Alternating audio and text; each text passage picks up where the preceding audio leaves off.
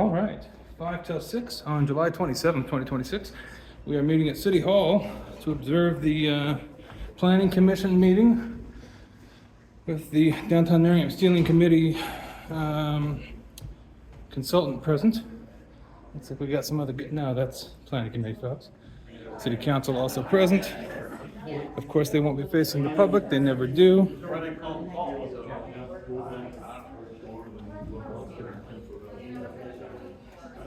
Do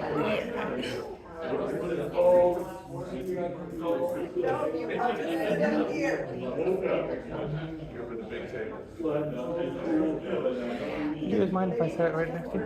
No, it's good. I don't feel both cities. This would work slightly easier for me.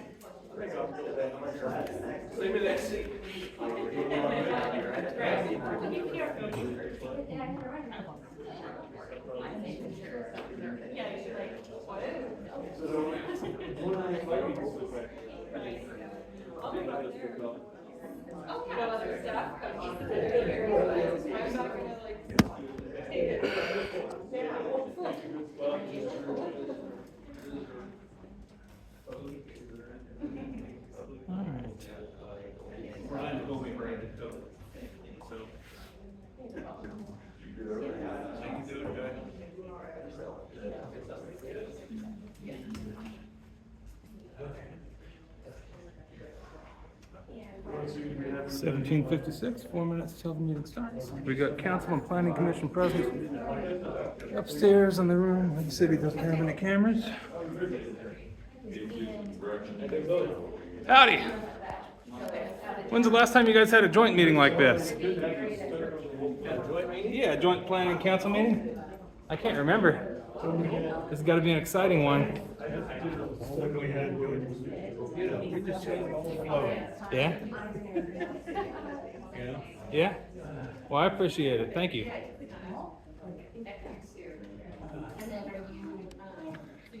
You know, if Shaki is recording from her glasses, that makes it a record that is open recordable. I want her glasses footage.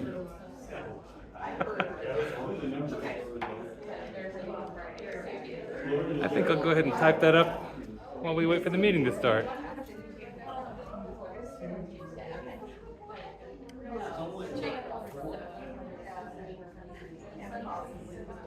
There we go. That's a good angle.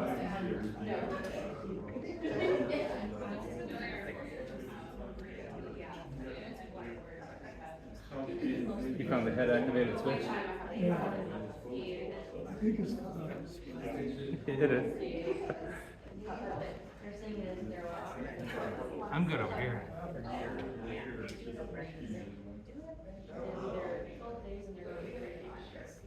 I just did a Google search.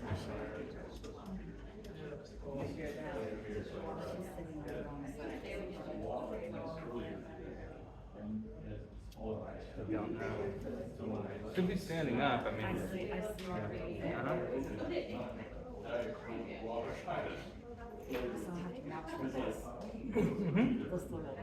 Well, if she's creating a record, then it's subject to open records.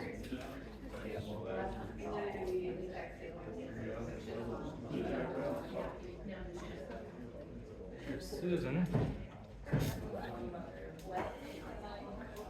Fellow Ward 40. Check out this good one. To detect all the hot air coming out of Bob's mouth.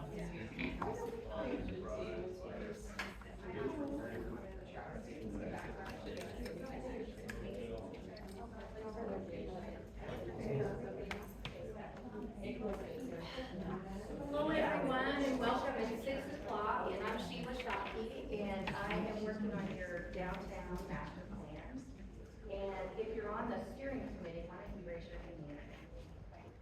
Great, thank you. Some of them will be repeat for you, some will be new. Please feel free to pop in and ask any questions or add anything to what I'm about to tell you. But thought it would be good to get these two groups together to give you an update, a progress report, really so you can understand where we've been talking about and where we're headed. And so with that, we have completed the existing conditions evaluation. Part of that I'll present tonight will be an update to the market study that was done in your previous work on the comprehensive plan. A lot of it is very much in alignment to what we're seeing driving the market in this downtown. We're also going to share with you tonight some of the things that we have heard from the steering committee, but also all of the community engagement that's been done so far. And Caitlin Gard and her team, city staff members, have been really great staffing a lot of the pop-up events so that we get really good engagement on this project. And then the third thing we're going to talk about is, and that was in your agenda packet, was the steering committee did go through and to get a better understanding of the all of the different flood control studies that have been out there that the city council has seen or on the website, but they're kind of complicated. So we kind of tried to break them down and identify some of the pros and cons of those different approaches to flood control. And then also we went through the other night and we refined some of the steering committee's guiding principles for formulating the plan. And then I'm going to give you kind of the path to adoption. So kind of what we need to do next and how you can participate. Is there anybody that has any questions before I get started? Okay, we're here till 7 o'clock, and I'll be respectful of your time. Where we are today is we're really in the vision and guiding principles portion of the planning process, and that's also in the community engagement, but also really in our thinking in terms of formulating the plan. The next step will be the vision framework, or kind of what the overall goals or vision is for the plan, and then we'll move into implementation and adoption by November 23rd. Planning Commission, I believe November 9th will be bringing it. Is that right, Brian? Am I saying right thing? It seems a little late. Okay. It'll be November, the plan is for November 4th. 4th. So November 4th will bring to the Planning Commission, and then it will come to the City Council on November 23rd. More about that later. Well, so existing conditions, I would have to say this is probably one of the more complicated planning projects that I've worked on, and I've been doing this for about 30 years. And it's because you have a lot of challenges. There's a lot of challenges for this small area. It's a good size for a downtown. It's 44 acres approximately in the planning area that we have.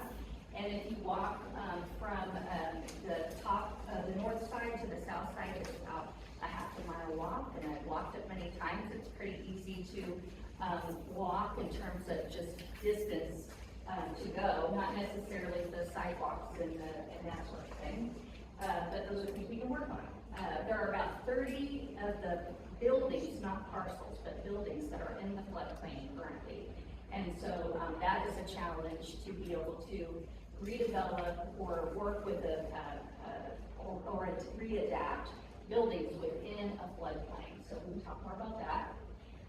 In terms of the market study, the number one thing that we found really is that you already have a high demand for the food and beverage sector, and while there isn't a lot of restaurant options down there now, if you look at the 5-minute drive, which is what we look at from a market's perspective, you do have a high demand for that in your downtown.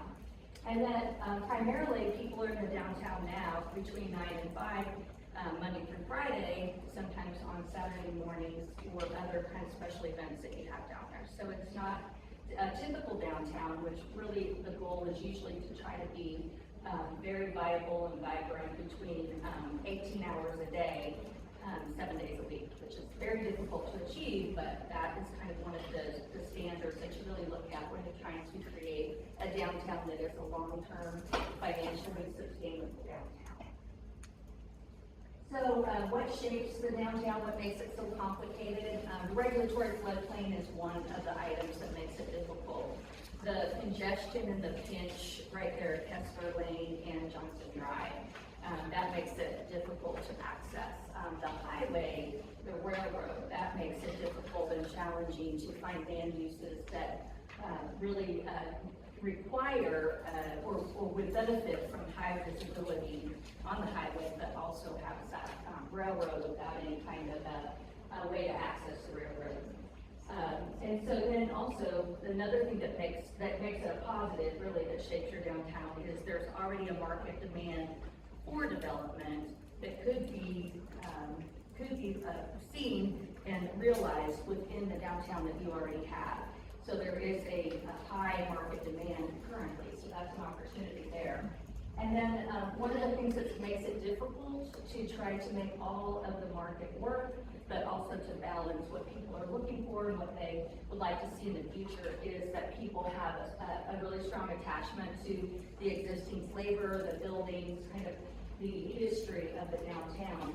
But it's difficult for those building owners to really make any improvements if they're in the floodplain, because once they hit that 50% trigger in making improvements, 50% of the value, then they have to flood through their property. So they're very challenging for the property owners as well. So we did what we call a SWOT, which is strengths, weaknesses, opportunities, and threats. And this is kind of the summary here. I'll give you kind of the highlights that I haven't really talked about yet in terms of strengths. The city is the largest downtown landowner. That makes it easier for the city to really try to think about what could they do as a catalyst project to get things moving down there. Or they could keep that as a open space and have more of a community, a place for community gathering. So you have a lot of opportunities because the city is one of the largest landowners. There is also a lot of regional demand and local demand for a variety of different downtown type uses, and I'll get more in detail to that in a minute. Turkey Creek, one of the things the steering committee said was, while it is a challenge to develop in Turkey Creek, it's really a benefit that a lot of downtowns don't have. They don't have a creek that goes through a water feature that goes through their downtown, and people are naturally drawn to water. So it's an asset and a challenge at the same time. Again, some of the weaknesses, probably one of the most difficult in trying to translate the development pattern that you have now into one that's more of a downtown, typical downtown, is you have a lot of automobile service types of businesses, kind of light industrial, and it's difficult sometimes to retrofit those types of buildings to downtown uses long term. But it's also difficult and challenging because it's in the floodplain. That's just an extra, or a lot of them are in the floodplain, extra layer of challenge. There really isn't an identifiable heart to the community. The marketplace, Merriam Marketplace, your farmer's market, is one that could be kind of more of a gathering place, and so that could be seen as the heart. But because it's on the other side of Merriam Drive, sometimes it makes it difficult for people on the east side to really access that. And then limited residential presence, even in and around, this is probably the most challenging thing I can see, in addition to the flood and kind of the general transportation network. You don't have a lot of houses in and around the downtown area. And so rooftops are what drives downtown development. I am a business owner in the downtown Overland Park area. I own an art gallery, and I can tell you foot traffic is the reason that we're able to stay open for our art gallery. We have to have people living down there, you have to have people working down there, otherwise it's really difficult for retail businesses to make it in the downtown. So that's why you're seeing a lot of struggles in smaller communities, rural communities and so forth in downtowns, but even in some of our larger communities in the metro area, having their downtown stay vibrant. Rooftops are critical. Opportunities, you already got that built-in daytime base of people who work down there. Probably Advent Health, you have a lot of people working just right across the highway on various businesses. One of the major employers in Johnson County, Advent Health, is right across the highway. So you have nearby large-scale businesses where you have a lot of employees, but you also have a lot of people that work in the downtown. So Some of the other things I think that are a threat, it's really not just the floodplain, but the idea and the remembrance for investors of the 1998 flood. We had significant flooding across the region, and that's still in the minds of bankers and investors. And so you have to think about whether the regulatory floodplain is really the only kind of threat or challenge. It can be also kind of the memory of flooding long-term in the community. So let's talk about the market numbers a little bit. So really the thing that's important here, I think, to think about, I did update these a little bit based on this was originally kind of the market data that was included and discussed in your comprehensive plan. We've done some updates to it since then. And you have around 33,222 daytime population in the immediate trade area. And again, that's that 5-minute circle around the downtown. So driving 5 minutes, that's what your population is. So that's a great daytime population. It's even a little bit different than 2 to 1. You've got about 33% more employees than you have we have employees than you have residents in that 5-minute trade area now. And about 97% of the people either go and work somewhere outside of the city of Merriam, or they come in to work here from somewhere else. I think it was only like 400 people or something live and work in Merriam. Does anybody live and work in Merriam? Except for, yeah, you guys? I live at home. Okay, there you go. a very small number. And that it's pretty typical for a community that has highway access and is located, you're located in the northern part of Johnson County, easy access to so many different places, employment sectors. So a lot of people choose to live here and work elsewhere, and a lot of people choose to work or live elsewhere and work here. And so that's just kind of the nature of living in the metropolitan area. So also, I think one of the big things here is that it's a middle income market, and so some of the drivers for retail are not necessarily high-end retail. It's more kind of what middle American families are looking to purchase. And so that's really kind of fits more with the character of a downtown that's transforming from more of an industrial use. So those are some of the things that I think the market numbers will show. I'm going to get into them a little bit more in a minute. Again, if you're not familiar with building in the floodplain, most of the council and the planning commission probably know the struggles there. But it is more expensive to operate within the floodplain, primarily because if you have any sort of federally backed mortgage or your lender requires it, you would have to get federally backed flood insurance, which is subsidized but very expensive still. So operating costs can be very expensive to maintain in the floodplain. I can tell you there are not a lot of businesses in your downtown that look to be utilizing that program. So they must be privately financed, or their lender didn't require it when they purchased their building. Again, that risk that still is there.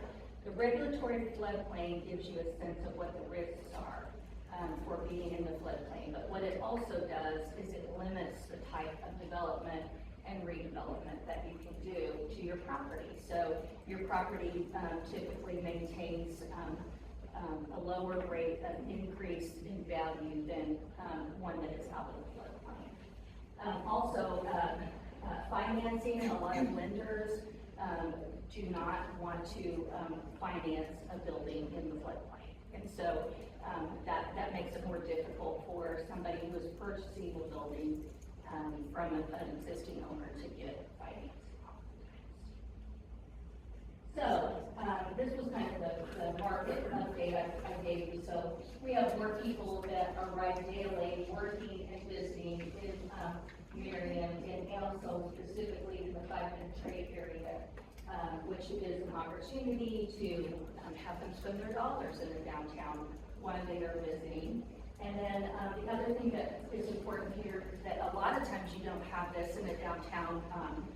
organically, you have that downtown worker population that you can utilize and basically have them dispose their income while they're in the downtown. But you also have that everyday income there as well. So the more households and rooftops that you have, the stronger you can strengthen your position.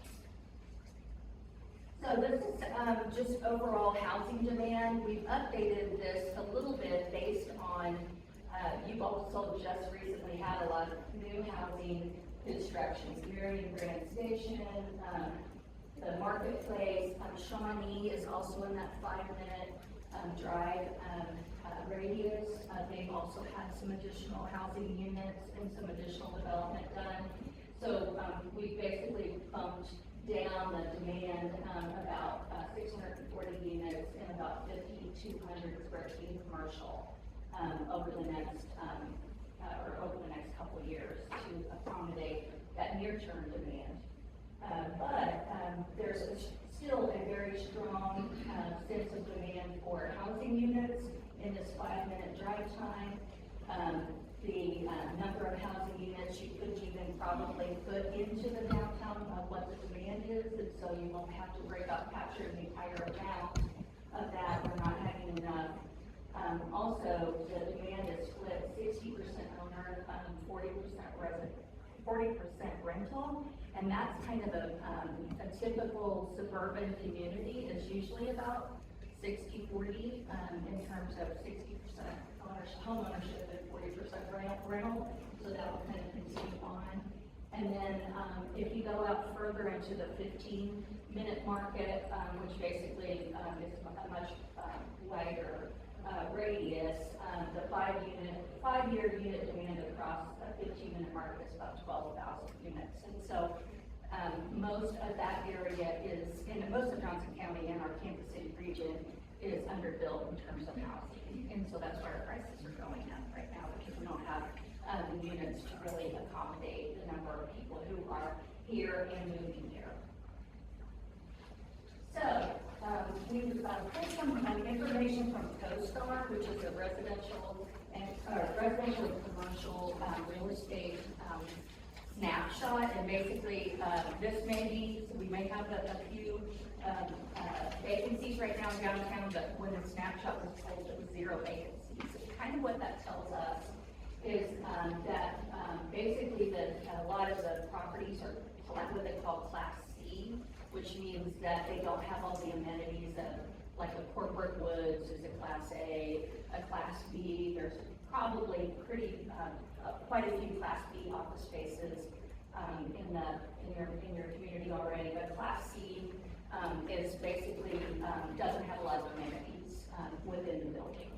And so it looks to us that basically nearly half of the properties are Class C built before 1960, and so the market will absorb basically those, and the aging stock's going to fill anyway. So it's not going to be in competition if you build additional stock within the downtown to what's already there. It will fill up. It has stayed full, and there's very little competition between between new and adaptive reuse. The issue still is that nearly 80% of the downtown parcels are in the regulatory flood. So there's another report that our partner pulled, Civitas, and it's a report that basically tells you how does your household compare in terms of spending to a national average. So the national average would be 100 on these scores. And basically, what this shows within that 5-minute trade area, that 5-minute radius again, that folks here spend more or have the capacity to spend more on bars and nightlife, takeout, drive-through dining, live theaters, performances, family restaurants, and steakhouses. And interestingly enough, from our community engagement, these were kind of the things that we heard people saying that they'd like to see more in the downtown, minus kind of the drive-through. We haven't gotten a lot of people saying, I want to drive through. But those were kind of the things that we heard people saying that they wanted to see. Another just kind of an odd one that I don't know that apparel is one leakage category, which means that there's a higher resident demand for that. But that apparel and clothes and that sort of thing are kind of changing how people purchase. And so I wouldn't probably put too much in that, other than if you had a kind of a funky, cool shop that we wanted to go down there that was a clothing shop, and it stayed small and more boutique, it probably could make it. Okay. So the market says in the next 5 years, kind of your plan should be to serve the daytime surge first. So basically start to activate as many buildings as you can down there to try to draw people to eat down there. And so that could even be food trucks or another kind of creative way to fill that demand for food, and then that kind of builds over time that base of customers. Number two, can't emphasize this enough, rooftops are the way to make sure any business, your downtown business stays successful long term. And the other thing is that downtown's fully occupied, but the market demand doesn't have anywhere to put anything new. Good question? Going back to your 5-minute. Yes. Is there a difference in 5-minute drive time versus 5-minute walk time as far as rooftop goes? Yeah, so a lot of times what we look at for a downtown is we would look at a 15-minute walk shed, and that's about a half a mile, so, or 3/4 of a mile basically. This drive is obviously larger, but when you get into kind of more specific data about individual parcels, that's where you're looking for the walk shed. How far is it to walk to it? And if the more houses that you have, then we start to think about, we have to make sure that the retail is positioned in a way that it's easy for people to access through walking. Does that answer your question? Good. And so then the other thing is the time frame for all of your different options for flood control are fairly, you won't be doing a flood control project tomorrow, they're fairly long. And so this demand may change over time based on how much of the development demand is absorbed in other locations. But you can see that, we're somewhat built out around this area, so it will be a slower build probably to reduce your demand than it would be in an area that had a lot of open space to develop. So, what are the challenges and the vision? So, what we're going to be doing next is really going out to the community and just verifying the vision options that we heard. What are your preferences? What do you see there? When we had our public meeting the other night, we had about 60 people come. We had about, I don't know, 2/3 of the people, no, about a third of the people said they didn't want to see any change at all. And the rest were kind of sprinkled in the middle, and then another third was that we'd like to see drastic change. And so, depending on who's answering the question, it really makes a difference in terms of what the long-term vision is. So we want to kind of refine those visions, those options, and get those out to the community, and the steering committee talked about that a little bit at the last meeting. And so we know that right now, what the market could support right now could be Vision 1. Somewhere in the middle would be Vision 2, where maybe you open up a little additional land. And Vision 3 would be basically you're developing the 44 acres or a close proximity to that number in a full downtown development pattern. Yeah. For the third of the people that said they wanted to stay the same, did you distinguish between if they wanted the look of the buildings to stay the same, but the shops could change, or? Not at this level, we just kind of basically said how things work, the function, more of the land use stay the same at this point. But then we'll be refining that more with these visions. Okay. Yeah. But the land use would stay the same. Yeah. According to the. Yeah, with a third, and the other third kind of spread.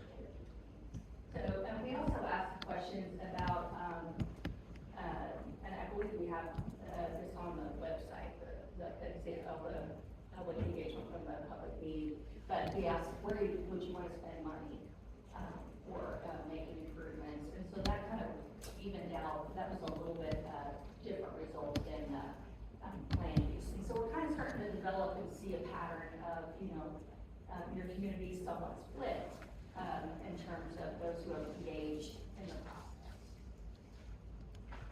So we really need to understand better the scale.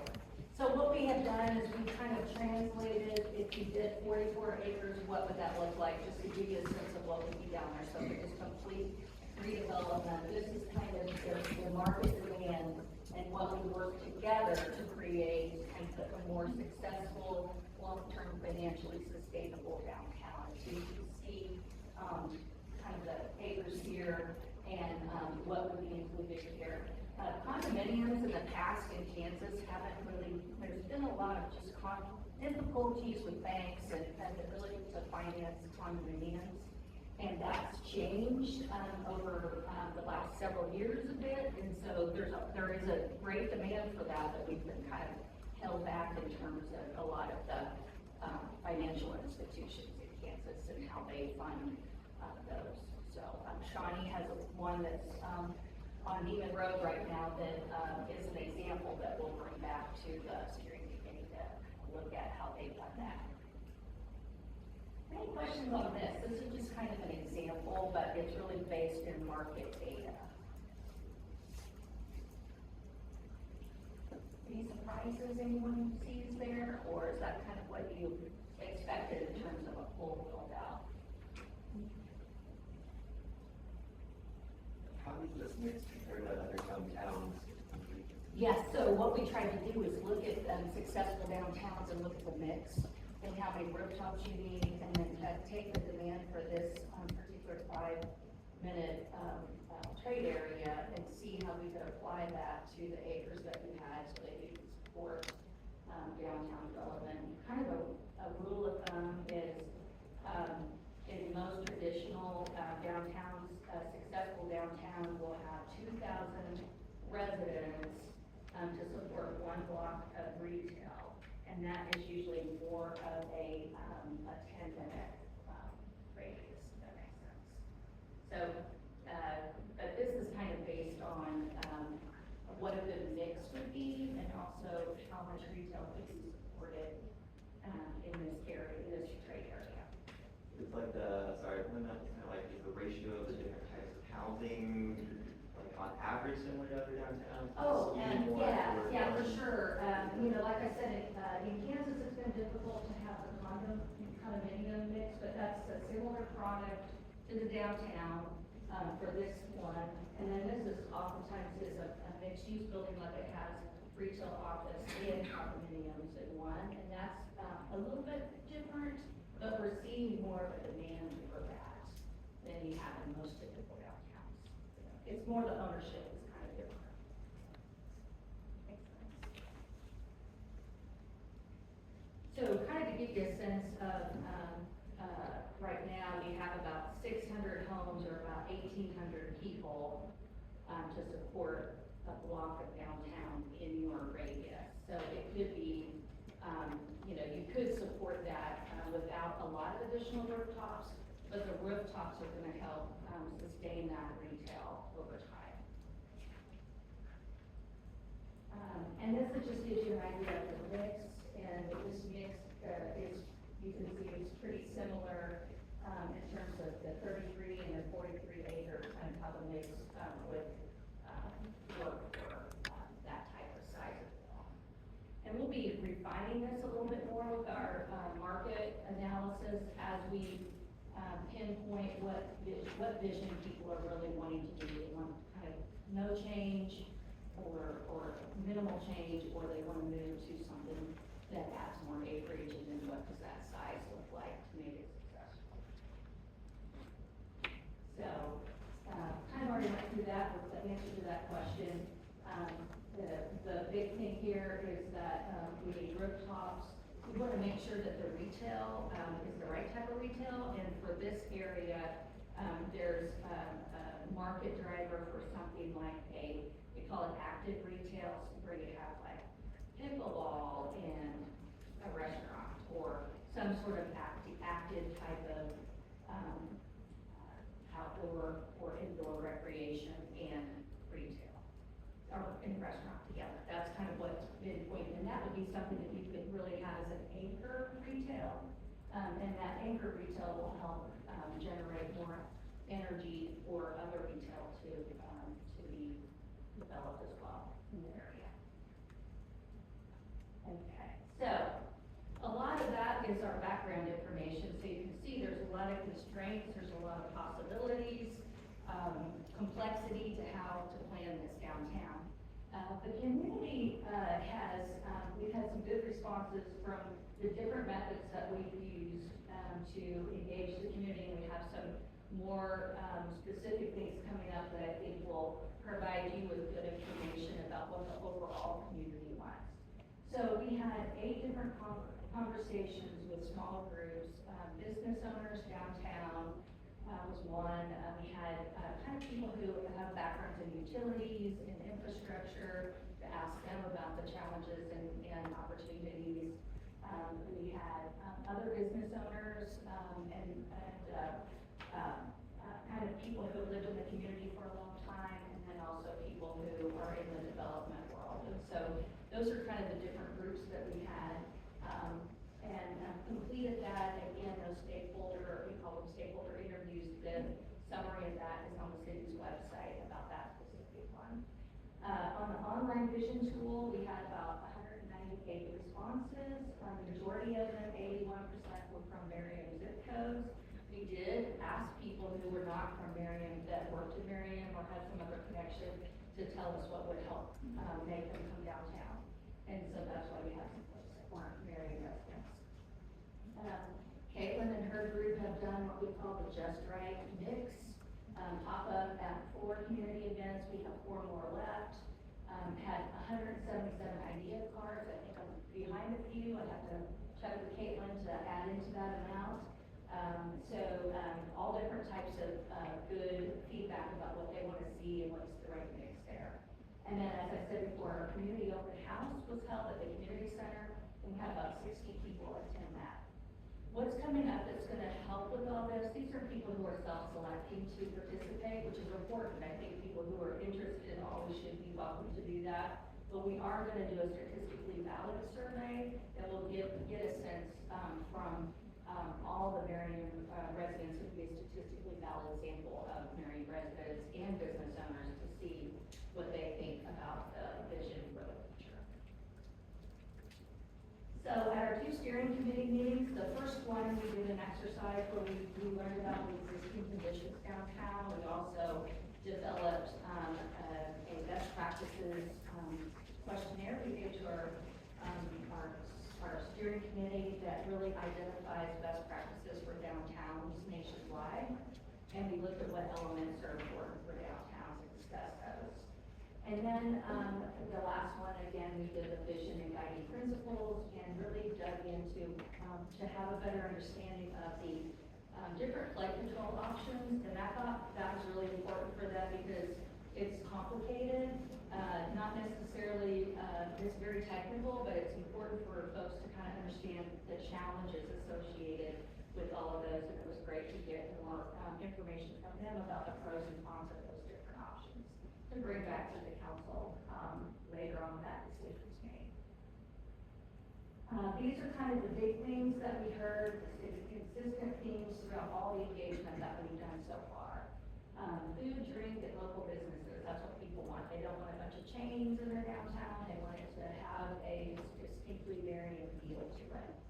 They want it to be walkable with good access to parking. They want to have things to do after 5, evening and weekends life, and that kind of fits together with that market demand information we heard. Turkey Creek, want to keep that as an asset, something that, yes, we have to be able to control and understand the ramifications of it, because it is a regulated floodway, but how can we make it more of an asset? And then Floodworks, the foundation, is the other one. The one in the middle, keep the character. And so, again, we've heard people say, keep the character, we want it to feel small and cozy, but we've also heard people say, hey, we want to just kind of keep it as it is. The challenge that we have in keeping it as it is, even if that is the plan or the vision that's selected, effort and dollars need to be spent there so you can keep it as it is. So, a little bit of, struggle there. Sometimes, saying we don't wanna do anything, really not doing anything is probably not an option to achieve any of the visions that we want. So, the big thing that people, where the views are diverging is housing. A lot of people don't really think, why do we need to have housing in the downtown? Really, you need to have housing in your downtown. If you don't, it'll be very difficult to make it a draw and, retail to be successful. So if you want retail, housing usually has to go along with it. Some of the, neighbors, that were, that attended some of the meetings or have been, involved in some of the other engagement process, they were concerned about what type of, development and the quality of development it would be. And so those are things to work through, if, the vision for additional housing in the downtown is needed or selected. The pace of change, again, that was one of the things where views diverged, keep it as it is or make it something new. Those are very different paths to take and very different visions. And then, working together was one of the things that on almost all of our questionnaires and our community engagement wanted to make sure that, that partnership was there between the existing business owners, the existing property owners, and the, other community members of the city, to make sure that, this is a big challenge and a big process, and so we wanna make sure there's a partnership there to take us through to the next vision. So, these were, in your packet, kind of the basic driving, or the guiding principles, and themes that were included in there. Don't know if anybody has any questions or comments. We have some of our steering committee members that are here about the different guiding principles. In the document, we made some changes and showed them on the right-hand side about what the conversation was. And it's basically the guiding principle is the information that's the heading, and then we kind of explain some of the ways you can go about implementing that so people get a better understanding. Anybody have anything on the guiding principles? Are there any discussions about the city-owned properties and best fit for type of use for that land? For which one? The city-owned parcels? We have not got to that. Okay. No, that's got level yet. Kind of the process would be, come up with what the vision is and what you wanna see long-term there, and then figure out what is the city's role in terms of being the largest landowner, and what are the steps needed to be more of a catalyst, for whatever that vision is. Okay. And, again, the visions that we're gonna be kind of following out is preserve and improve most of what exists, that'll be vision 1. Vision 2 will be somewhere in the middle, and vision 3 will be something that's bold and uniquely Merriam, but has the bones of a typical successful downtown. And the reason this matters is that the steering committee, they'll be, recommending a direction, based on all the community input, and that direction will then come back to the city council and the planning commission in the form of the draft plan. And the process that's gonna take is right up here. This is some of the things the community, is going to be invited to do. Caitlin and her folks are gonna be at the cruise night pop-up, the farmer's market. We will have an open house again at the community center. Oh, is it gonna be here? Ooh, wrong. Sorry, it'll be here at Merriam City Hall, from 4 to 6 on September 1st. And what we'll be doing there is getting some additional, feedback from people about the draft visions, statements. And then, Merriam Drive Live pop-up in October. Again, 4,000 households and businesses will be mailed out. It's probably in the mail right now. A opportunity to participate in the EPC Institute Community Survey about the downtown. And then, we are gonna be putting out the, online survey August the 3rd and roll that through October 14th. And for you all, the steering committee will meet on August the 18th, we have the public open house. City council, you'll see a draft framework, following that open house on September 14th. Then the steering committee will meet again, consider the, comments from the city council. Also receive some information from, the overall, survey that we will get back from EPC. We'll have a public review period where the plan will be drafted and put on the city's website. And, then October 26th, city council will have a briefing, so you can kind of talk about the plan. And then planning commission, you'll have a formal hearing and recommendation, to adopt whatever the, plan for the downtown is as a amendment to the 2040 comprehensive plan. And then back to city council for a vote on November 3rd. So with that, I'm done talking. Does anybody want to discuss any of this or have any questions or recommendations or comments?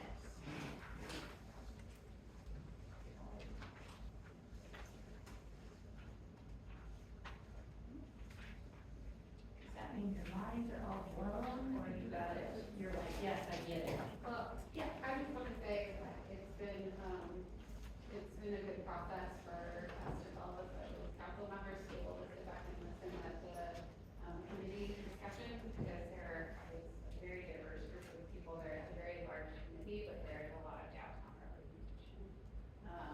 And I appreciate the way the discussions have been guided and the information that's been presented to us and how we've been able to stay on track.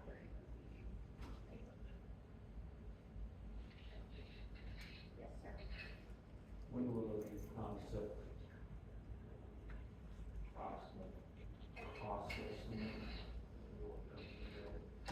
So, the estimate of the cost estimate, that will be really more during the implementation, but we'll have kind of ballpark needs and, kind of the framework will give you an idea of a ballpark number. But the implementation plan is almost going to be similar to a playbook of, these are the expenses, and here's how you wanna budget that, and how we're gonna roll it out in our plan, that's what it is. Frame. A framework is kind of gonna be, this is the ballpark things you may need to spend money on, including flood control. That will be then? The framework, let me go back to this, the draft framework, will go to the city council September 14th. And so, September 14th, and, so that'll be available in the council packet, I guess it's the week before. This meeting, we'll do another joint meeting. Okay, oh, so the planning commission will be here too, okay. Okay. Yeah. That's all it is, time. Time and money, you're right, gotta spend the right time. Uh-oh. We should put vision first. Yeah. And then time. Right, yeah. Vision, concept. Time. Yeah. Me? Sure. I'll write it down. Yeah, I think that, you know, the complicated thing is sometimes you wanna know how much you're gonna buy before you buy it. So that is part of the vision. So what we really tried to do is bring the market data in and what some of the costs would be, so you can think about that as you plan. Yeah. When you first started your presentation, you were using the term rooftops, and it took me a minute to figure out that you meant structures. Yeah. Can you explain or can you define how rooftop relates to, say, residential versus business? Yeah. Is it the same? Is it seen differently? Yeah, when I say rooftops, I apologize, it's really housing units is what I'm talking Just about. housing. You really need housing units, yeah. You can have a combination of housing units and office space that has a lot of workers in it, and now we don't have all of our workers working in offices anymore. But that's another way to have that foot traffic in front of retail businesses that help, maintain that dollar flow through their business and keep it open. So some rooftop is better than others in a way? Not necessarily, it's, right now, there's a neighborhood that's close by, it has 200 housing units. With the trail and access across, you you can count them in your number of rooftops that, drive market demand. Yeah, yeah. Yeah. Do you have those principal revisions in by chance? There was, They're on the council, I don't know if we could re-pull them up here. there was one on the public, return on public investments that I thought might be missing, like a word. Oh, okay, sure. It might have just been. So I know that one, was, making sure that we didn't just think about economic, we wanted to make sure, like, it's basically, a downtown restaurant, social benefits for your community. So, that was the way that was. And that's right here.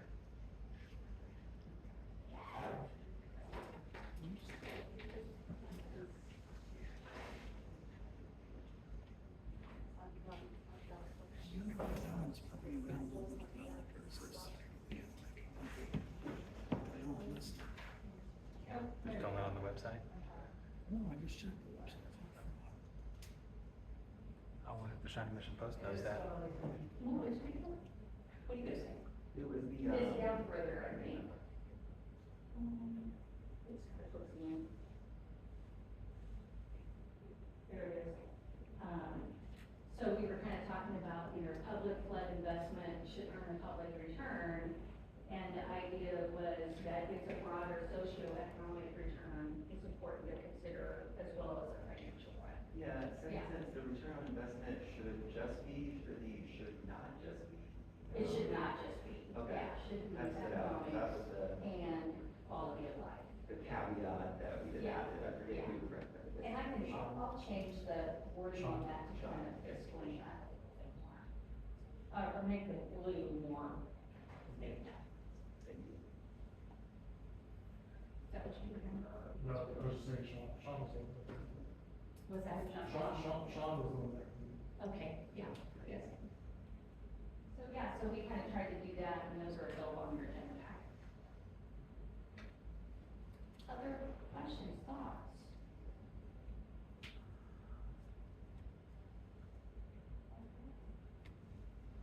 Review? If you can, encourage folks to attend, the pop-up events, attend the community open house. The more people we get into the room, the better ideas we get. And again, we'll be launching that online survey. And so if you could share that out to your networks, that would be awesome, so we can get more people to participate in that. And we're really kind of getting down to I call planning a SID. We have all this big information down here, and we're about halfway, almost down to get to the next SID. So appreciate all your time and energy, on this project. Thanks. Thank you.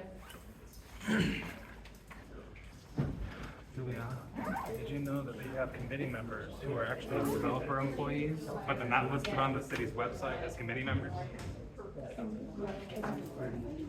What?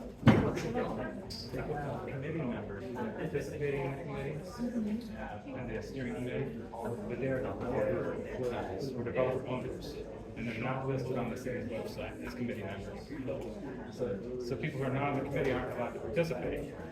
And yet you look at the people who, this is the list. It's on Merriam's own website, it's not something I'm making up. We're in it. But Scott, memo, great, is on the net and Bob's on the RH genre, said that table every, Billy's got There's probably others as well. So, why don't they publicly list that? stealing committee instead of staying. Well, they're Bob's primary donors as well, as you might know. But have you been to those steering committees? You can still sit up and watch them. Yeah. Okay, okay. Yeah. They're online if you Google for them. Nobody goes to them. Yeah. I've been to every one, because I'm on the drainage, Merriam drainage. Yeah. They go I to, should be on the committee, but they didn't put me on. yeah, you're looking at 100% of the downtown Merriam residents right now.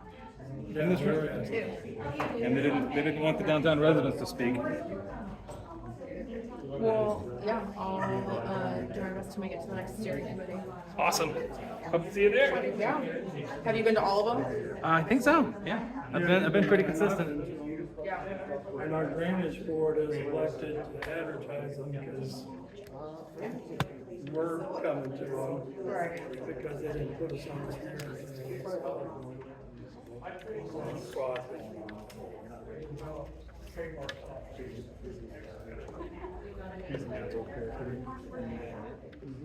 Yeah, when he plays with us. Yeah, it's fun, it's been fun for me to do it, yeah. Yeah, great, thanks. I'd be I just- surprised, I mean, I'm interested to see, like I mentioned earlier, the difference in people want the aesthetics to sit. Yeah, I don't think, yeah, it's more land use, I think, yeah, that's what I'm thinking. But we'll get to that in the process, more like what we might see. I mean, a lot of the existing buildings, you could do some real huge murals and do some streetscape and things like that would help it. But again, the big thing is you need to have houses nearby so people go down there or nearby. God, that's a good question, though, like how far do people walk? 15 minutes max. That's, yeah, especially in the hot, how hot it is now, you know, yeah. Thank you. Uh-huh. Can I take a copy of this Yeah, home? sure. Awesome, thank you so much. And is your email address in one of these? I don't think so, but I'm easy to find on the internet. Okay, cool. I got it on the internet. Is this the slides for tonight? Yeah, that's what I did tonight. Okay, and this is probably good for the slides part, but you're gonna get a request from me soon for any data, audio, video captured by your Ray-Ban glasses at, Oh, I don't do that. no, it's No, fine. I don't do it. I don't do them at meetings. I'm not saying you can't do it, I'm just saying No, anything I that has don't. been captured. Okay. I do this for at work, Uh-huh. so I can listen to music and I don't have to listen to what everybody else is listening to, so that's. Fair enough. Phone Okay. calls, Okay, yeah. if you can just reply to that effect Okay. when the email, because it's already scheduled to go out. So, Okay, sure. That sounds if good. you haven't recorded, that's fine. Yeah, I know. That's an easy way to answer. So. Yeah, we have photos that we take, but no recording. Okay. What about the photos then? We've given the photos to Caitlin. Caitlin, okay. Yeah, so like we take a photo at a meeting, we give them to her. Okay, well, it's like one of these big meetings, more or less? Yeah, like okay. these big meetings. All right, then I probably already have seen all that, so. Yeah. All right, well, thank you so much. Have a nice one.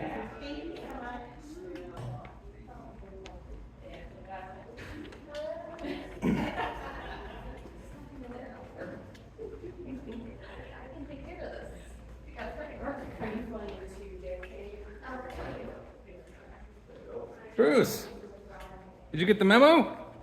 We had a meeting upstairs.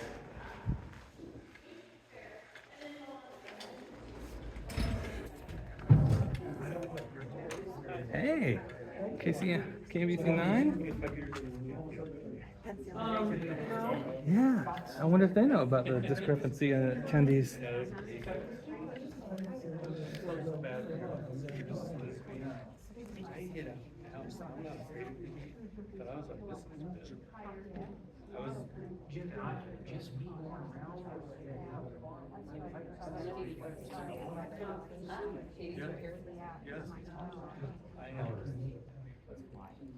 I had signed up for any request last weekend. And it was sort of like if I want to get my body on the dress and that side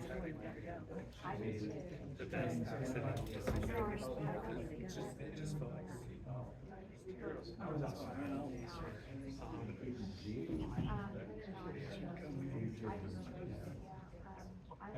yeah, I have your officers had any issues, like if you had any,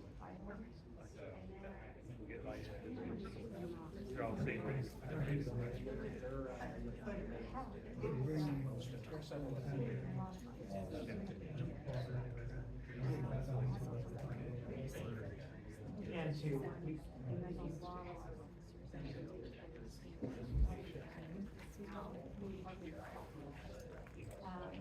You got that yeah.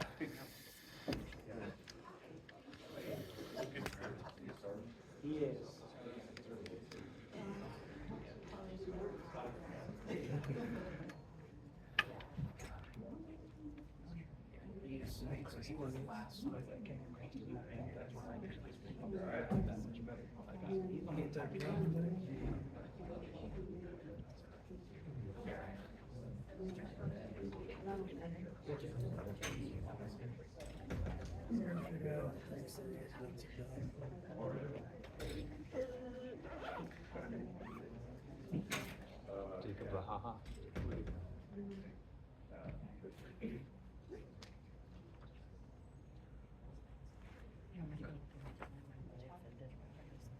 You should.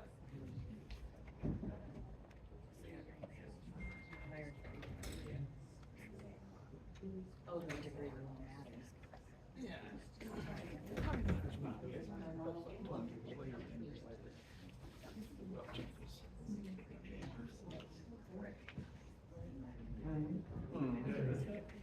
Ready.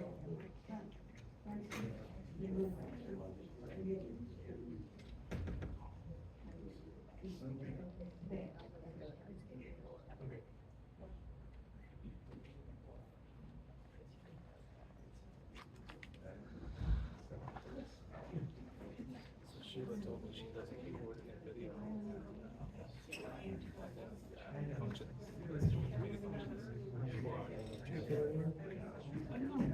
But I told her I want that in writing, and then if it turns out to be false, then that's it.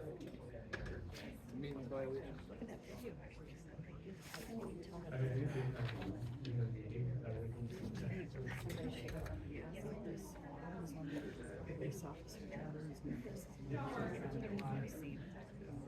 I'm sure you're gonna be. Oh wow. UFO.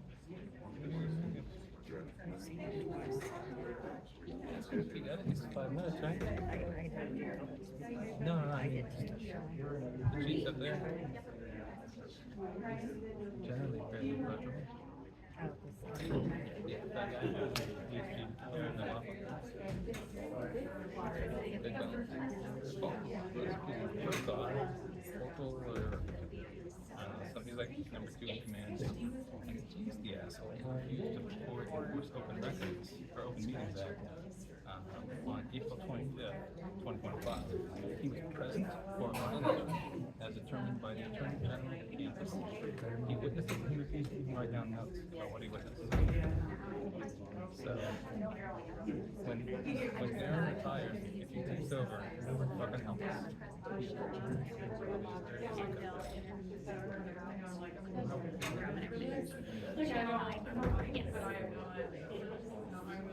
Yes. So when we get done, You were good. 4 minutes my own brain.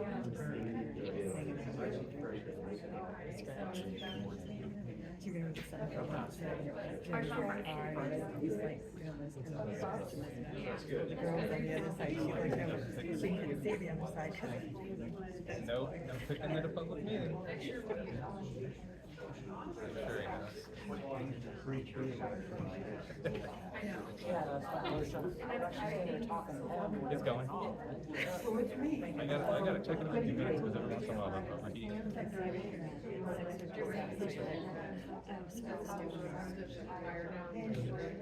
Yeah, I wonder who said it.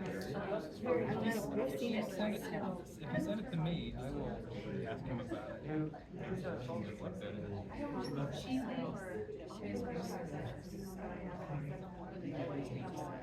I'll give you a file sender URL. Drone? Yeah. You open it on the website. It should be. If you text it to your phone, you shrink down the video.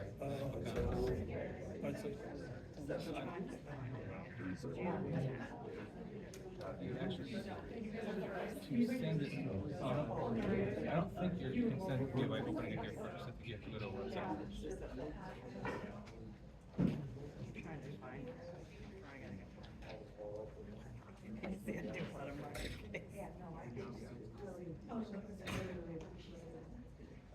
I tried last weekend. That's one thing. I had to message like 9 times. I hate it when they message me while they're like at work and they're like, oh, okay, well I'll be off work in 9 hours. Why are you messaging me?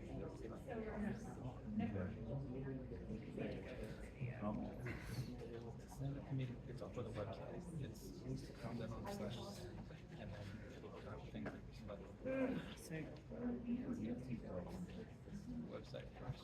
So Safari. You can just open Safari.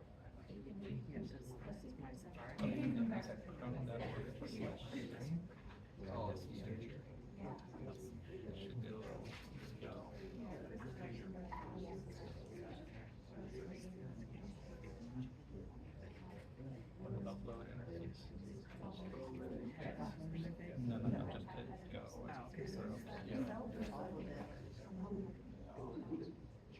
Okay, we'll go ahead and call tonight's meeting to order. David, please stand for pledge of allegiance. Of the United States of America, and to the republic which stands one nation under God, indivisible, with liberty and justice for all. Roll call, Madam Clerk. Mayor Pate, Here. Councilmember Shavetta. Councilmember Kuzma. Here. Councilmember Hans. Here. Councilmember Caldwell. Here.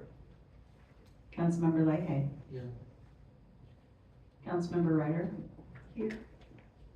Councilmember Silvers. Here. Councilmember Yodridge. Here. Thank you, Madam Clerk. Next item up this evening is public items. Members of the public are encouraged to use this time to make comments about matters directly related to the city's programs and services. Comments related to a matter or topic on the city council agenda that is the subject of a public hearing should be provided during the scheduled public hearing and not during the public comment period. Please note, individuals making public comments will be limited to 3 minutes, and the city reserves the right to refuse public comments which are inconsistent with the parameters established by the governing bodies and rules of procedure. We did have a sign-up sheet here, but it's blank. Is there anyone out there in the audience that would like to come forward? Just come forward, sir, name and address for the record.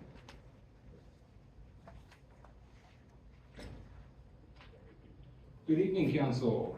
Billy Cron, 6633 West Street. You all were shocked to hear, supposedly at the last meeting in June, about a Merriam hotel that had not been paying its taxes. Neither its sales tax nor its guest visitor tax. And it sounded like staff had actually known about that for a while, which is a little bit alarming to me. I wonder how many other large tax delinquents there are. I hope not too many. But council directed staff to move forward with canceling the business license of that business, which is one of the things you can do to enforce taxation, to make sure it gets paid. I've not heard anything from staff at the last couple meetings, and I hope you don't forget about that. It's a big deal. Everyone else pays their taxes, so don't let that slip through the cracks, please. Even if our mayor didn't pay his last year for real estate. Thanks. Is there anyone else that would like to come forward this time? Please come forward, sir, name and address for the record.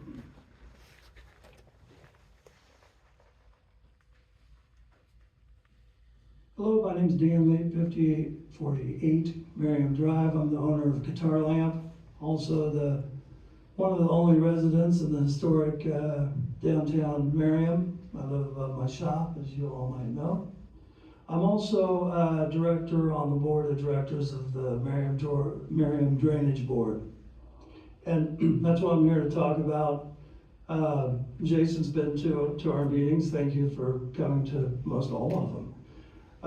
There's been a lot of talk about the flooding, and our board has determined that the railroad bridge is the pinch point, the big pinch point. And if our engineer has confirmed that down there at the railroad bridge where Turkey Creek runs under the railroad bridge in Waterfall Park is where the city should be looking at instead of in the historic part where my building is. If you do anything at Johnson Drive or at the Merriam Drive Bridge, it's only going to make that worse downstream at the railroad bridge. And as you know, in 25, the only flooding that occurred where the creek got over to businesses was at that point. And those businesses are only going to see more flooding if something's not done there at the railroad bridge. Okay, is there anyone else who would like to come forward this time for public comment? Okay, I see no one else coming to the podium, so we'll close out the public comment section. Next item up on the agenda this evening is the consent agenda. All items listed under the heading are considered to be routine by the city council, may be enacted by one motion. There will be no separate discussion of these items unless a council member so requests, in which case that item be removed from the consent agenda and considered separately. So we only have one item on the agenda this evening. I don't have any discussion on that, but I call for a motion. I would entertain a motion for the consent agenda. Go ahead, Mr. Summers. Mr. Mayor, I'd like to move that the council approve consent agenda item number 1. Okay, we have a motion. We have a second. Go ahead, Ms. Shutt. Mr. Mayor, second. Okay, Madam Clerk, we have a motion second. Councilmember Cosmeyer, Aye. Councilmember Hans, Aye. Councilmember Caldwell, Aye. Councilmember Lahey, Aye.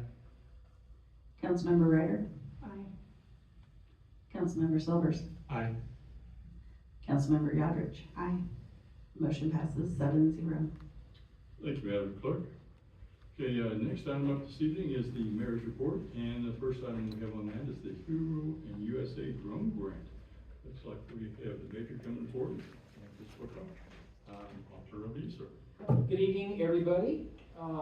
As you guys may or may not already know, in 2025, the police department became aware of some government restrictions that were affected our DJI drone that we had in service.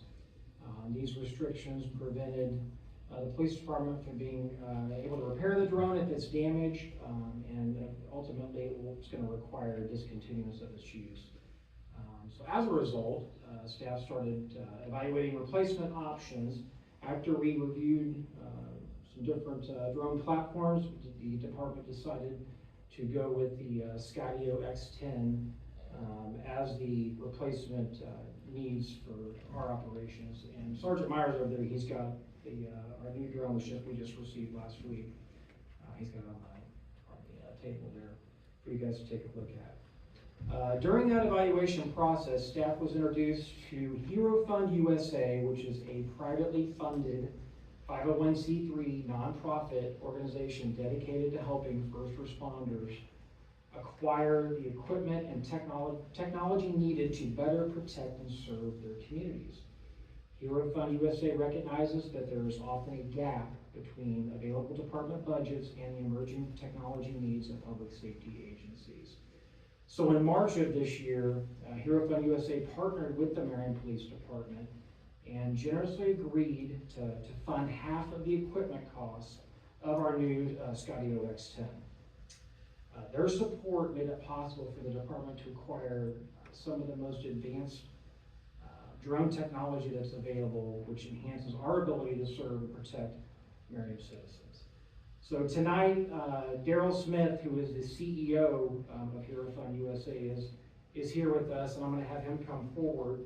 He is going to present the city with a check in the amount of $10,116, representing Hero Fund USA's contribution toward half of the costs of the Skydio X10 drone system. Daryl, Mayor, if you want to come down too, and Daryl, if you want to come on up.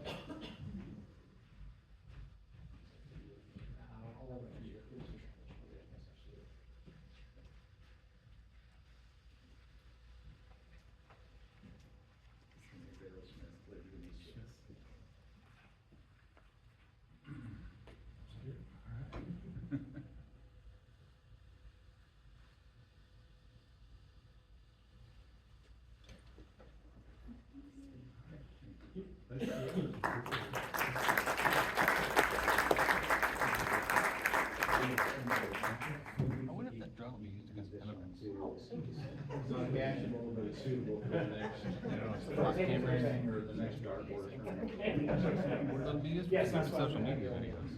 The city does that all the time. As Major Brokaw said, I'm Daryl Smith. I'm the CEO and one of 3 co-founders of Hero Fund USA. We're based in Blue Springs, Missouri.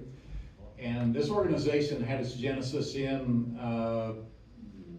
we originally thought we were going to be an organization that would provide funding assistance to the families of a fallen first responder after a line of duty tragedy, but we came very quickly to realize nearly 10 years ago that there are a lot of organizations, starting with our own federal government and a lot of state and community organizations that provide funding assistance in support of families of a fallen first responder, but what we did not see anywhere in the United States was an organization dedicated to providing funding for preventive measures, things to keep first responders from getting hurt or worse in the first place. And that's the genesis of Hero Fund USA. And so when Sergeant Myers and Major Brokaw came to us with this grant funding request for this beautiful machine here, by the way, this thing costs as much as a good used car costs. So, but this will in fact save lives, and that's what interested us first. The fact that it's a U.S.-made product intrigued us even more, and so we're happy and proud and humbled and blessed, if you will, to be able to provide some funding assistance to the city of Merriam for this equipment. And I'll just close with saying, you know, Scripture says when we give, we should give so privately that our left hand doesn't know what our right hand is doing. Well, when you run a nonprofit, you have to tell your donors and your stakeholders how you're investing their money. And so we hope this equipment will be put to good use, and when we don't hear about a first responder getting hurt in Merriam, Kansas, we'll pat ourselves on the back a little bit and say, thank you, God, for keeping these men and women safe. They're doing God's work, and we know that you support them fully. So thank you, and God bless. Thank you. Thank you, Mr. Smith.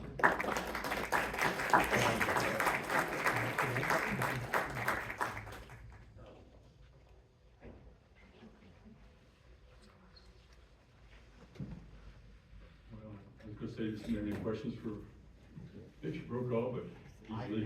Okay, or for the chief. Any questions? Yeah, any questions for Chief McLaughlin? Okay. I will just say, I saw on Fox 4 this morning that this was happening, so it's wonderful to get that kind of visibility for the organization as well as for Merriam Police Department. That's awesome. Okay, well, it looks like, I thought maybe we were gonna get a, demonstration there, but I guess that's okay. I don't want to hurt anybody. Get a little more training first before we bring it back. Okay, other things from the mayor's report, I always like to say a little bit about things that have been going on the last couple of weeks, and I'll try to get through these really quickly here. One of them is very exciting at the end here, though, so bear with me. I met with Mr. Engel, conducted his annual evaluation based on input from the entire city council. I met with Sierra and we made a short video thanking all the groups and individuals that helped install and take down all the 1,200 flags that flew in Merriam to the recognition of our 250th anniversary of our independence. I met with a long-term resident and we discussed the future downtown and a potential new business venture. I, a council member, attended the Stony Bogan celebration of a life event held at the Farmers Market.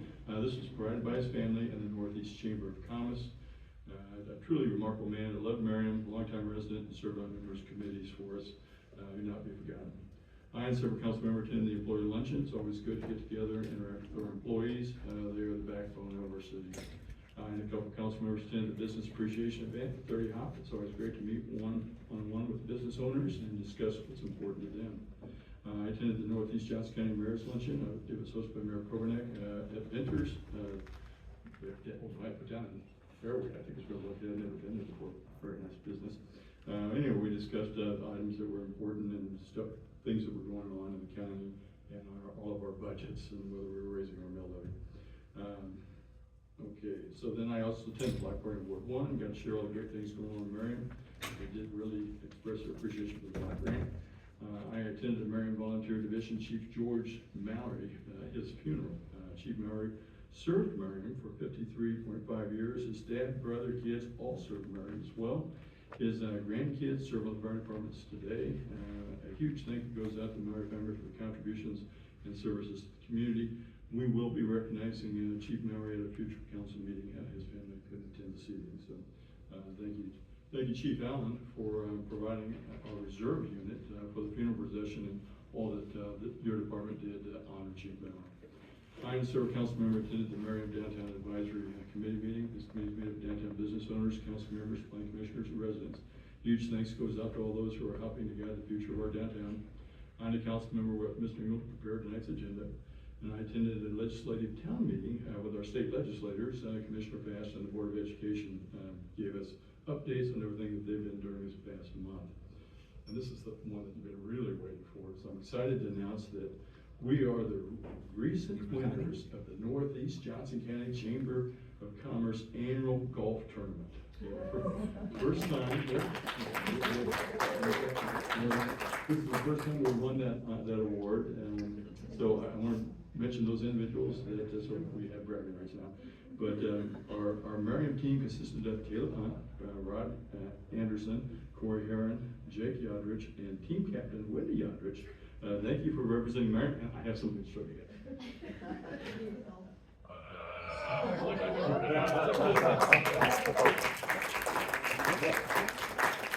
How much water did that use? I just want to say Jake was a fantastic team player from being a very last minute sub for me. So, Was it quite a? thank you. Thanks to all our team members that brought the trophy home, so. And that's all I have, is the mayor, so I missed anything for the council that I should have said, I apologize if I did. Okay, well, that's all I have for the mayor's report. First item up on the council items is an independent auditor's report. Looks like we got Director Borth, bring me to the podium. Yes, good evening, Mayor and Council. I am pleased to present you with the 2025 AFR and the PAFR that are both in your packet. We did win awards for both of them from GFOA last year. We got the coveted Triple Crown, which means our budget, our AFR, and our PAFR all received the highest level of award you can get. We have no reason to think we won't get it next year. They've already been submitted, so here we go, let's hope. But the audit is prepared by a third-party company. This year it was AGH. So we have Amy Varnish here to present that to you. And then I'm happy to answer any questions.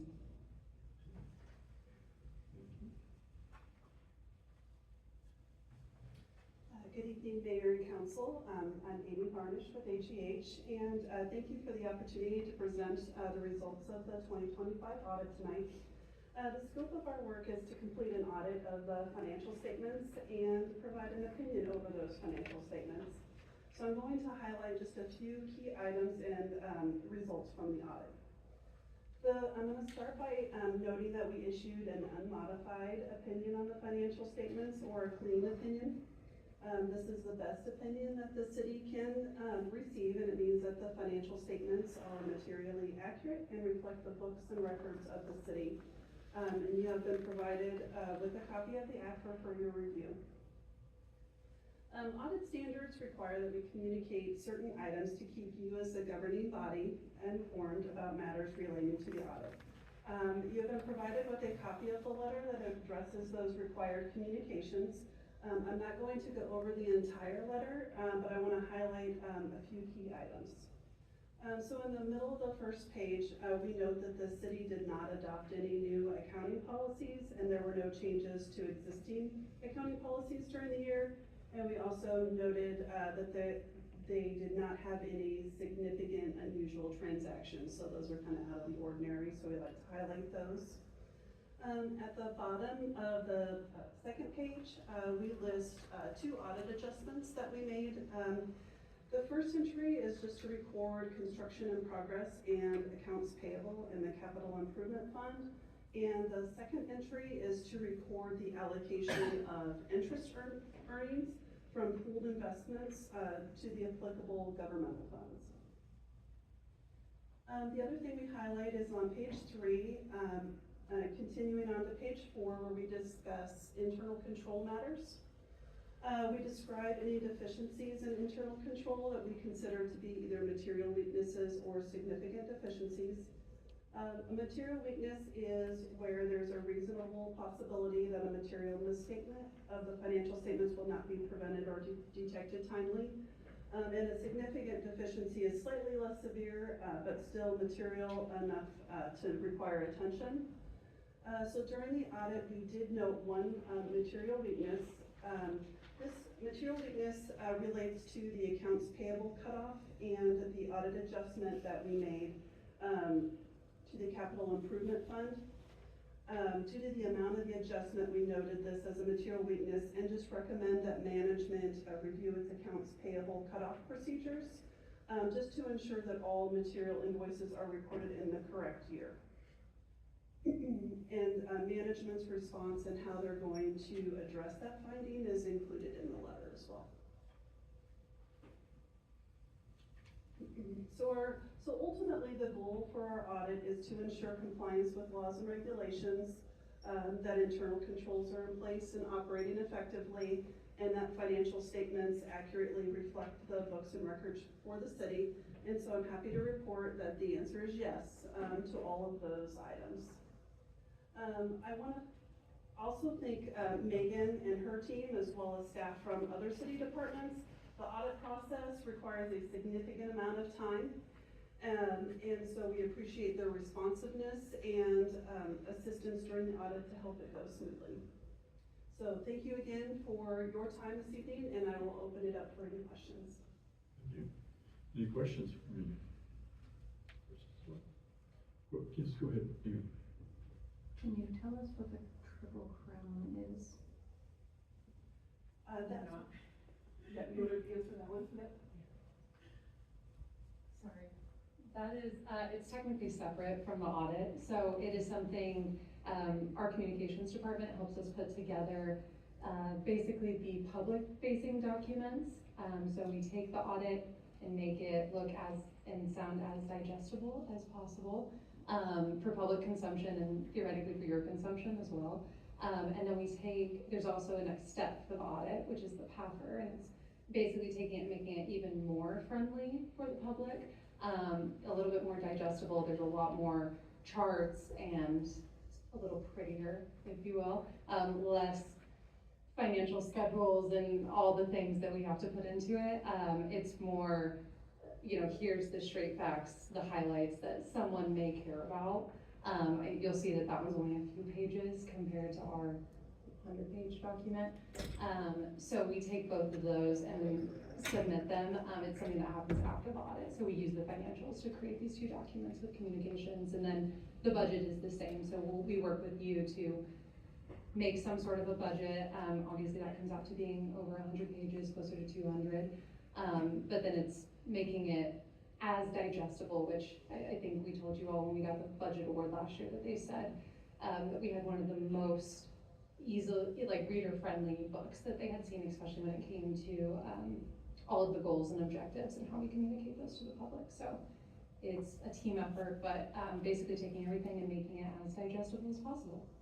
So we gave the public what is in front of you. I don't think they would, I think they would stop reading very quickly. So. Any other questions for the board?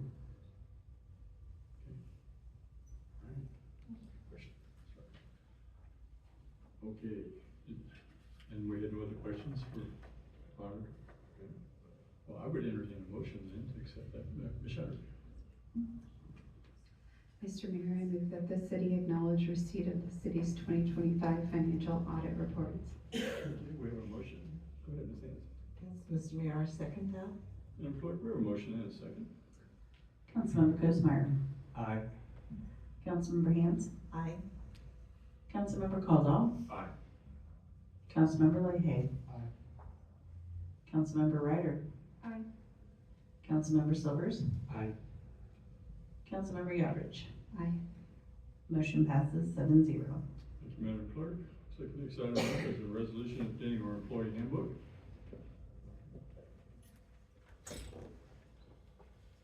Good evening, Mayor and Council. Tonight I'm here to present a proposal to update our personnel policy, specifically section 7.6, which goes over our bereavement leave. The city is always looking at updating and reviewing our personnel files to make sure that we're competitive and sustainable and compliant, as well as responsive to employee needs. During our last review, we found the opportunity to update that the bereavement leave policy to include family planning loss or pregnancy loss. So basically, the proposed changes would allow an employee who has recently experienced a stillbirth or a miscarriage to receive the same benefit as an employee who had recently lost an immediate family member. So staff recommends these changes, and I am happy to stand for any questions that you might have. Any questions? Oh, go ahead, Mr. Silver.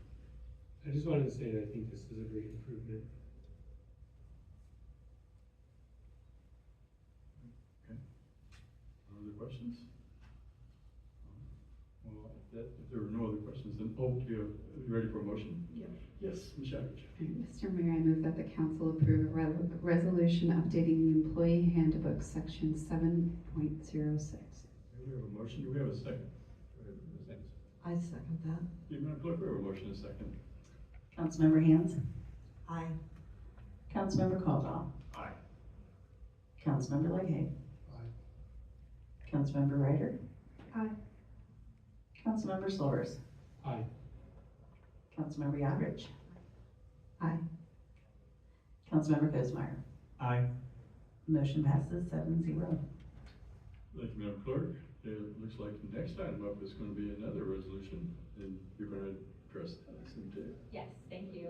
So this one is going to be proposed changes to the section 5.7, which goes over technology and phone reimbursements. So as the city continues to build on their cybersecurity and strengthen that, we wanted to provide clarity on the use of multi-factor authenticators and other platforms that allow our employees to access the city's networks and systems sustainably as well as securely. So this change just provides clarity on the use of those platforms. Staff recommends those changes, and I'm happy to stand for any questions that you have.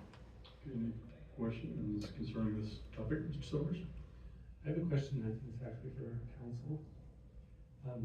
Being the child of someone who worked in the legal department of U.S. Sprint for 25 years, it just caught my attention that we are referring to a phone sometimes as a cell phone when it's more these days considered a mobile phone.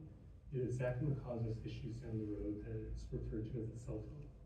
I know I'm splitting hairs. I hadn't even thought about that, so I don't have a good answer for He you. doesn't think about a lot of things. What's your concern in that respect?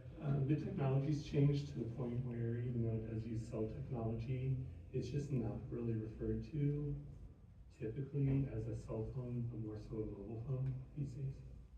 I'm sure if you wanted to, we could probably amend this from the dais and say cellular/mobile, if that would make you more comfortable.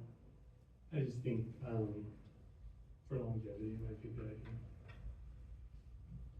Yep, you can make that suggestion and we can amend it from here. Would you like to make that motion? I don't think we need a motion. Just a, okay. But we don't have to agree on that, or? I'll just reiterate what I It has to said. be all right? Or for your step work? Yeah, doesn't know what's going on. So just, whoever makes the motion, just note the substitution of the term and approving of the policy. Yeah, got it. But before we go there, Yeah, oh, okay, we have another question, go ahead. I do. Ms. Haynes. So I'm just curious, has this been an issue? Have we had pushback from anyone? Yes, Good, often. that's delightful. Okay. They want to screen, so Bob doesn't know what to do. All good? All right. Ms. Savage, any motion? Mr. Mayor, I move that the council approve a resolution updating the employee handbook, section 5.07, noting the suggested amended change of cellular/mobile phone. We have a motion, we have a second. Go ahead, Mr. President. Mr. Mayor, I'd second. Okay, Madam Clerk, we have a motion and a second. Councilmember Caldwell? Aye. Councilmember Legay? Aye. Councilmember Ryder? Aye. Councilmember Slovers? Aye. Councilmember Yodrich? Aye. Councilmember Kozmeyer? Aye. Councilmember Hans? Aye. Motion passes 7-0. Thank you, Madam Clerk. So the next item up would be the proposed budget. Director report is approved.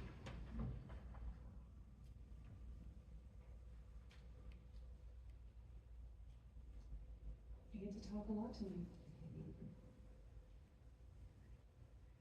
Okay, in your packet is the proposed budget document. It is very lengthy, and at some point in sending it to our document maker, some of the pages got distorted. They got out of order, and some got turned upside down. I don't know what happened. So you have an updated document in your email right now, and then we will update the packet as well. So if you want to look at that, yes. Apologies on that, I don't want you to read upside down. So this evening, we will go through just some of the major highlights. In the packet, you'll see that before every department or every fund, there's also a page listed out, and it has bullet points of all the major highlights for you there as well. So if you want to get specific into, one area or look at them all separately, you could do that as well. We're just going to go a little higher overview tonight. So we have been able to present this to you with all of our current service levels being maintained. Despite a few financial challenges, the biggest being the loss of the courthouse sales tax. That, along with the loss of the JAG grant potentially, totaled over $400,000. I will say that I believe we would have brought you a reduction in the mill levy had we not lost those two main revenue sources, because that was the exact difference of revenue neutral to maintaining our levy rate. However, we feel very confident in the budget in front of you maintaining our mill levy, which is also what a lot of our peers are doing. Almost everyone is maintaining, as the mayor saw. So, however, another big change was the transient guest tax fund, which we had talked about. We had to move some of those. You'll see that highlight is spelled out also in the packet. So our way to alleviate this until it gets back to a stable place was to transfer out some personnel and some marketplace utilities into the general fund.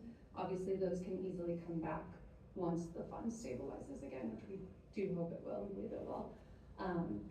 I will say, based on our last conversation, we spoke with the state. They are finishing up their investigation, and then we'll bring you whatever they find so that you have something to act on. Also, this is the largest CIP in the plan that's presented to you, the 5-year plan. It is also one of the largest that we have had historically. Some of it is because of carryover projects. So we had a large majority of our projects that are going from one year to the next, which is why it looks so heavy. Some did not wrap up in 25 and had to be moved to 26. Also, our fire service contract increased per the contract terms. Again, we lost these two. I will also say this is a year, it's a little heavy for us because it's an election year. We also have a few other things that come up this year that you'll see on future slides.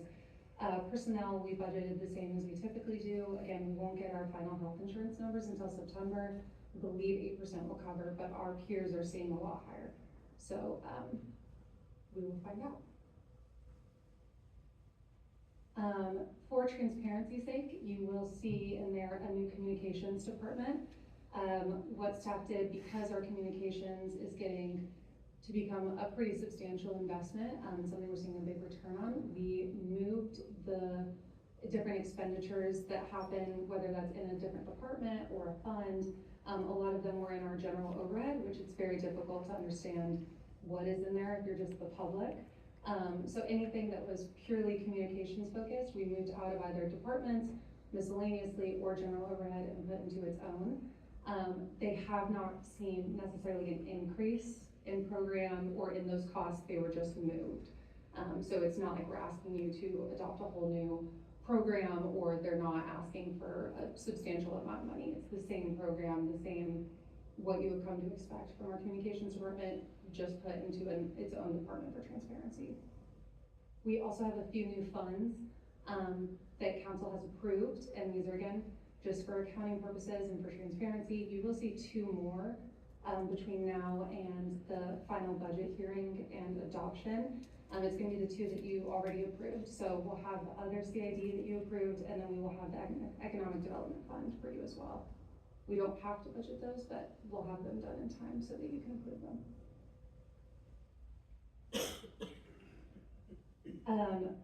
Like I said, we were able to maintain all of the programs that you've come to know and love. We also looked at all of council's goals and tried to implement as many as possible and make sure that we were hitting all of the points that you brought up throughout the years. Because the property tax grant, we talked about this, has seen a lot of usage, we did increase that one. All the others are staying about within the range that we typically budget.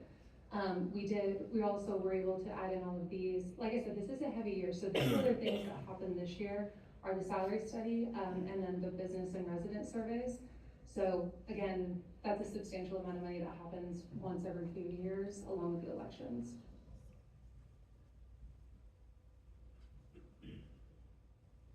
And like I said, we are recommending right now that the mill levy stay steady. You will see that used to say 26.412. It is slightly lower after we got back the full assessment from the county. The estimate, so what we submit, it changes based on the actual assessed values. So it is actually a little bit of a reduction, I guess. But so we are asking you to maintain, like I said on the slide, just because that the loss of those two revenues are exactly what going to the revenue neutral rate would have been. This is a reminder that only about a quarter of someone's property tax bill in Merriam goes to the city of Merriam. And then this shows that we have found that we're still in the same position after speaking with all of our peers, but pretty much everyone is going to keep their mills either the same or go up actually this year. So we may even be more competitive after everyone's new mill rates come out. But right now we are still close to leading the pack for our area. And then what's next? You did receive the packet a little earlier this year. We know it's a lot to digest, so we wanted you to get it before the budget hearing and the session. I'm happy to answer any questions between now and the hearing. You won't have an item on the next agenda unless you would like one, but we wanted you to have time to digest all of the departments and the funds. So we, in the meantime, will be posting the public hearing notice. It's ready to go and already sent off to the newspapers. So you will see that going out at the beginning of August. We're a little ahead of schedule, and then we will have our public hearing as required on August 24th. You will decide if you agree with what's in front of you. I'm happy to answer any questions. Any questions, Director Borth? Ms. Haynes. I do have one. I know it's very varied, so this is probably way detailed. I'm wondering what kind of thought processes have been used to look at fuel changes and then also any tariff impacts that we might be looking at. Yes, so very similar to last year about the same time. We always do pretty substantial. We have a high calculation for what we think fuel will be. We always keep it a few dollars more than maybe what it should be. We are closer to $8 is what we budget. That is just in case, and then again, if there's savings, it goes into fund balance. But we always budget more because it's so unpredictable. Pretty much we do the exact same thing with the purchase of all of our vehicles or our large equipment that might be impacted by tariffs. So it is something primarily that Public Works looks at, but it is something Ross is very aware of, and I think he's answered your questions in the past about the tariffs. So that is incorporated in his cost with either some sort of a contingency or an inflation percentage. So we try to keep that in as much as possible. I will say it doesn't have, we always try and look at that over the years it seems, so it wasn't as much of a budget hit as it may be for other cities, but it is built in here. Very good. Stay built in too. Don't see it changing. Any other questions for the board? Yes, thank you.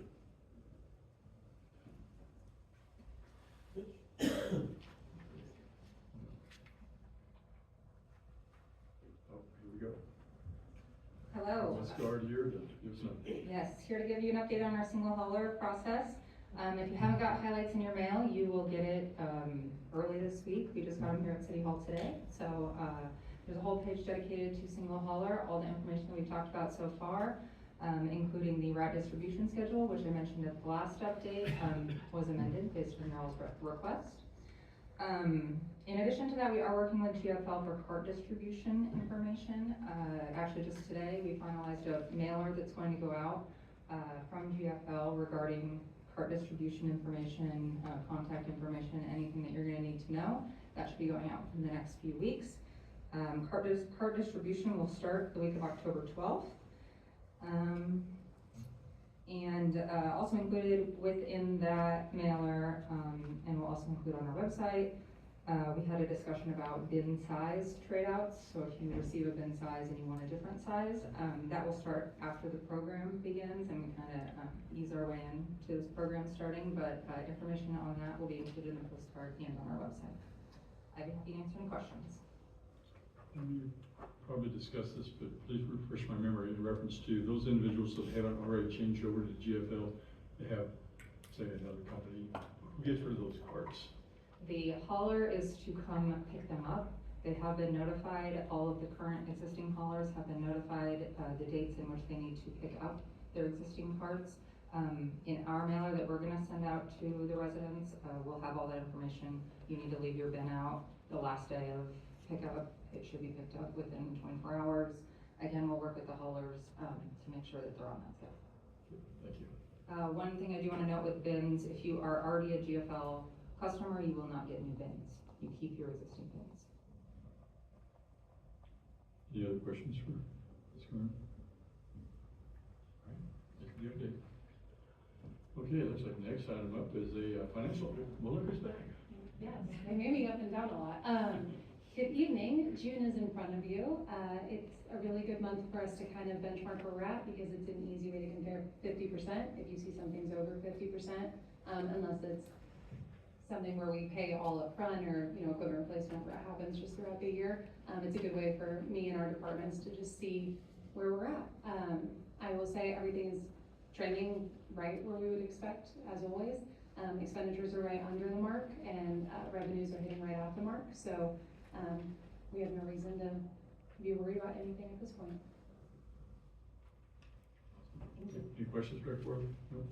Okay, you good? Thank you. We have some informational items that were in the packet. If you have any questions concerning those, I understand we're doing an executive session a little bit, but Mr. Engel, do you have anything from staff to go to executive session? I do, thank you, sir. The Downtown Master Plan Survey number 2 closes this Friday. It's an online survey that you can get to from our website. That second survey will close on Friday. The ETC survey that will be sent out as part of the Downtown Master Plan also should be hitting mailboxes right now, as is the highlights should also be in mailboxes right now. So wanted everybody to be aware of that. Happy to answer any questions you may have. Any questions from Mr. Engel? And we're looking at about 15, 20 minutes, 15, so okay. Yes, sir. All right, I would call on Ms. Yadrich for motion. Okay, so I'll have it set, you said 15 to 20, so I'll say 8 p.m. Something? Sure. Mr. Mayor, I move that the governing body recess into executive session for preliminary discussion related to property acquisition pursuant to KSA 75-4319B6, which allows the governing body to hold an executive session for preliminary discussion of property acquisition. Present will be the governing body, city attorney, city administrator, assistant city administrator, and community development director. The meeting will reconvene in the council chambers at 8 p.m. Okay, we have a motion, do we have a second? Oh, go ahead, Ms. Hanson. I second that. Okay, we have a motion, and a second, Madam Clerk. Councilmember Lighting. Aye. Councilmember Ryder. Aye. Councilmember Silvers. Aye. Councilmember Yadrich. Aye. Councilmember Cosmeyer. Aye. Councilmember Hands. Aye. Councilmember Caldwell. Aye. Motion passes 7-0. Madam Clerk. Okay, for those in the audience, we'll be leaving the room, and when we come back, we're probably just going to adjourn, but you're welcome to stay if you'd like. So.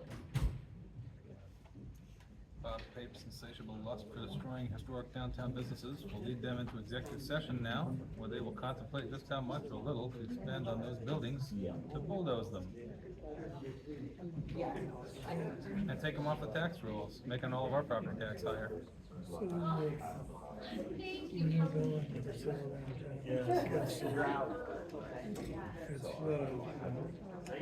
one that used to be all weather.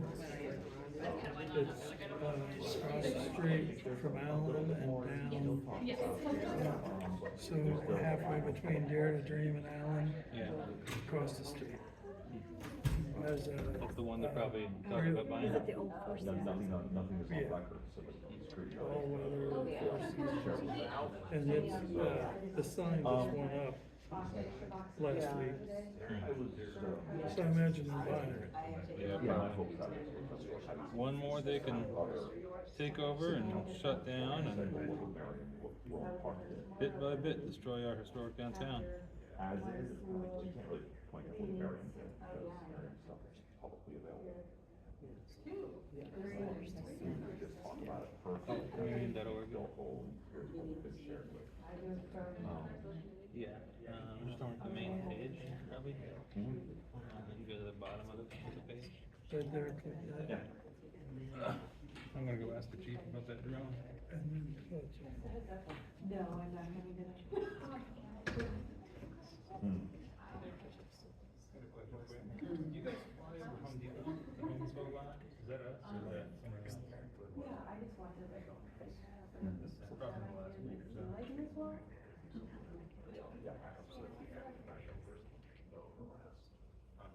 Did we use our drones for like, looking over, I guess it's right down our question, isn't it? We have any normal use for like a city's police drone? Depends on what we're doing, I mean, we first at home though. Do one every day and they, I mean, I think we would have been parking lot, we were doing I-35, but I don't know, I don't think that. The drones are. Translating official rules. ABS speeds, the command, Rusty's you know what that is? Definitely not Robert's rules. Okay, the rules of order are hyphenated. Some do. Robert's Rules of Order is a set of, a very large set of how to do that, how to democratically run a social media, and how a chair runs it, order, Rusty's Rule is a simplified set of those specifically. I don't believe that was ours though. Rusty's Rules was kind of built for basically for unionization. It says Robert's Rules is the layman's version of set of rules that just keeps it simple. And says, hey, follow this, you got 80% of Robert's Rules already. So making a motion and seconding is important. You do ask for that here. You don't, we're not going to hold it at process here in city council. Clearly, because you'll have to be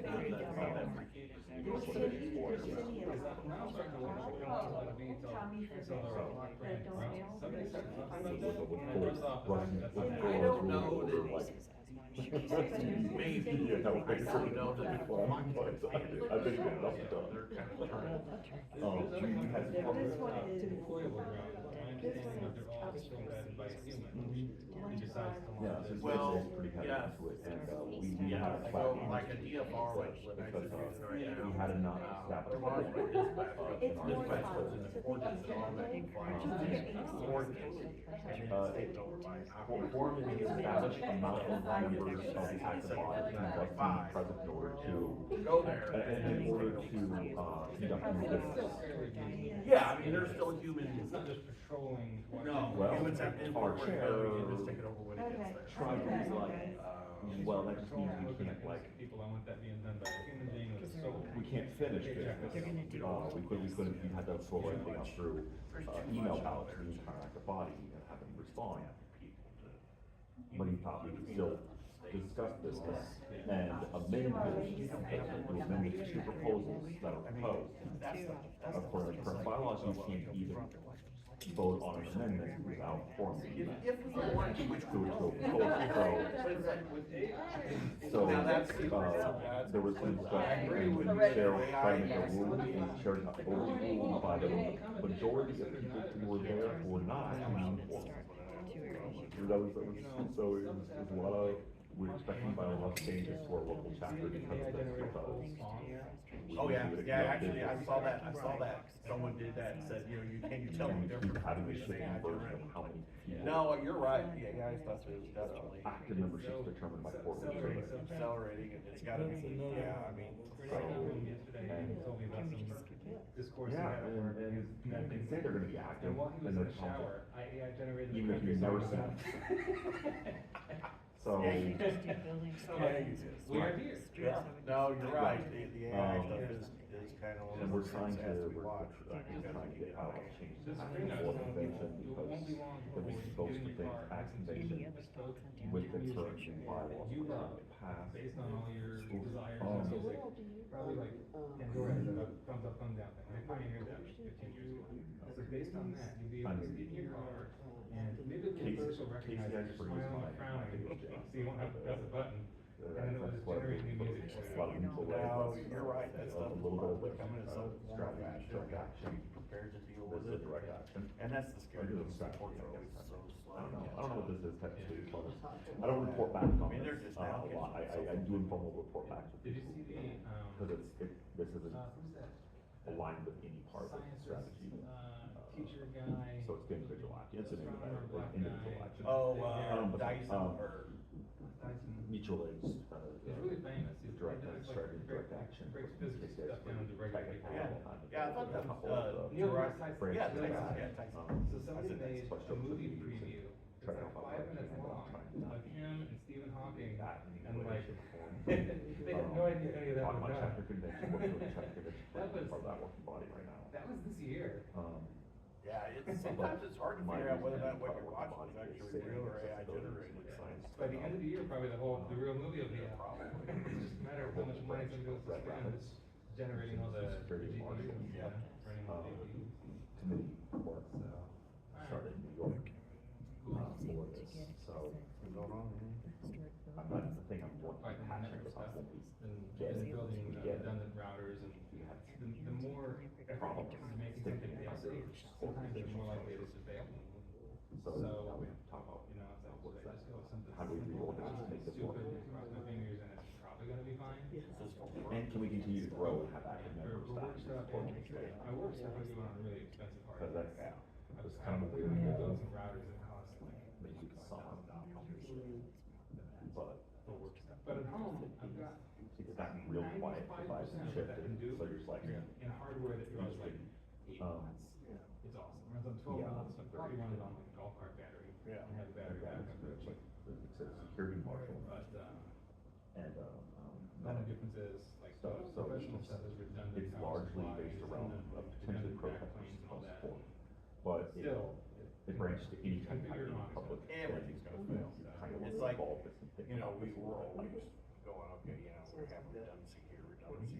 You have 2 modems in each car. Can. No, but we don't about necessarily it in need terms that of type just of becoming a redundancy in that. military security force, we're not Yeah, trying to be. so, you know, if we lose CAD, then we have radio.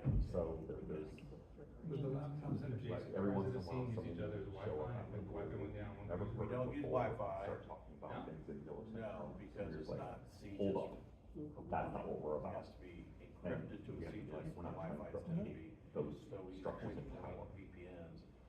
Trying to build For new the siege structures. requirement itself. So, that's how we. But there's gotta be like a hotspot in the car, right? Oh, you have to be. They very have, careful yeah, because well, it's you find not yourself in hotspot, the it's actually long the signal computers chat with themselves somebody have who's having to the be undercover and the ability to say something weird. Well, actually, And no, you we say changed something that now, weird, we actually go. and all of a route sudden, back in the car. Some new cars have all of a sudden. like a Wi-Fi router built in. Yeah, or your name. I can't remember what the name of It's, the router is, we just did a couple years ago. their house gets raided and they have to have some gas. You wouldn't have to rely on Wi-Fi security because you could VPN it, you just use that as a transport. But in theory, if you have multiple cars in one stop or in one event. It's a very real situation that's happened. And Could, but at that point, if you got multiple cars, if one's I think down, most the other people ones are still good, And it's and all accurate, all somebody else will- yeah, all the Like information person get catted anyway, said and something dispatch will that cat it. Even if was a we joke. don't have the ability to cat it, or Was we're enough talking on the for radio, them to be part dispatch of can it. cat it, so the information They are gets there, it's just the route. that operations makes it. So are the trying to- redundancy is, you know, if we lose 5G, we still have radio, we lose radio, we still have 5G. Human. Right, so. a federal officer, This hardware I'm putting in, I intend for it to be not touched by a human being for like 15 years. That's too ambitious, you know, damn, I've got stuff that's been on for like 10 years now. You know about Raider Read, right? right, which were Raider Read. young, Yes, right, yes. just targeting, targeting the young and dumb, the people who are still. So I forward. still use Raid. And it's like. And I have done 6-way Raider 1 Yeah. already. So anyways. across 3 different controllers.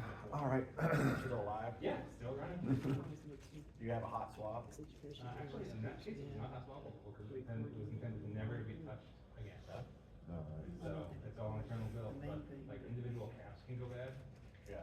Still. Jim was telling me, disabled. that you guys went out and Yeah. handed out, You know, that was not exactly as good as like the 1 acre pro, but, that's my inspiration, you know? If you're gonna launch a convert and never see it again, Yeah. what's the best you can do? And the funny thing about the Voyager, I was reading something about it the other day, is the battery is literally just it's a nuclear decay battery. Yeah, it's a thermocouple. Yeah, and so. It's not failing, it's just using up its fuel. Yeah, I mean, it's just running out of Yeah. battery life, so they're shutting down. Yeah. Some systems, I think they said they're down to like 2 primary systems, and all that's left that's running, and they expect it to run out, I think, this year or next year or something like that. I forget what it said. It's fascinating how that level of technology is still. With such low power, we Yeah. can still hear it, Right, right.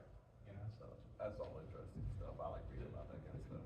The physics of the signal itself is able to produce data or produce, to Well, validate. but you think about it, they get radio waves from across the galaxy, so you gotta Yeah. figure radio waves are radio waves. It's just a matter of Well, how much. most of the radio waves we get are from like pulsars and things, which happen to be like trillions of tons of nuclear explosion. We're talking about one little satellite that was probably the size of a suitcase, you know, with some tentacles sticking out of it. And somehow that thing is still running. Yeah, it's amazing. Yeah. It's amazing stuff. You probably make more money replacing stuff every 3 or 4 years. Well, you know, I think that's always Yeah. been the driver. Been the driver, because, you know, I mean, you look at, you know, you still see people who've got, you know, chest freezers and refrigerators from the 50s, you know, because those are built to last, whereas, you know, the crap you get today that's built to fail, you know, we all know it's built to fail, whether My it fails Pixel at phones 5 have years been- or 10 years or whatever. My Pixel phones have been good. I've had those for at least 5 or 6 years now. My, And they still get updates. Google's Yeah. still supporting them. I have a Pixel, my wife has a Pixel, but, Which generation? mine's a 9 and hers is a 10. If one of mine broke, I'd probably get 10s. I like having them match so they have similar abilities. My 9's not much different from her 10. Yeah. So, she has to get one every other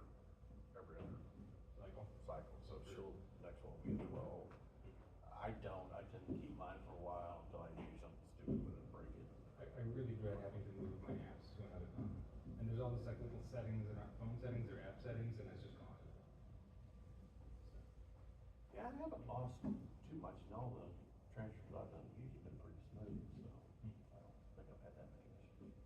Not gonna put. I've got probably like 500 apps. It's nuts. Yeah, I don't have that many. I'd get I'd be like, I can't find nothing, throw the phone halfway across the room. Yeah. So.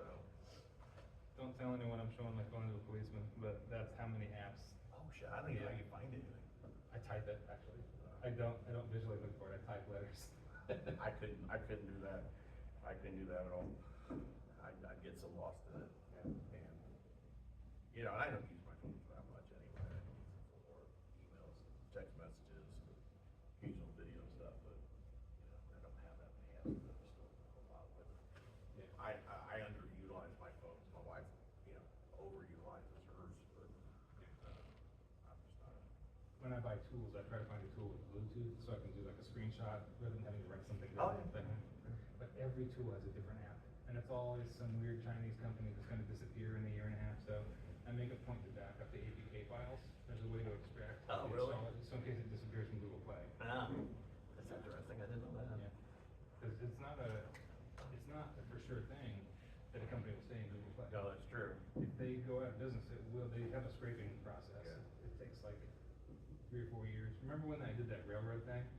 Yeah, yeah. So that was, I actually had an app in Android to do that. Really? Yeah. It was just a form to fill out, you know, checkboxes and Yeah. stuff. But after the project was mostly working fine, I just stopped caring about it.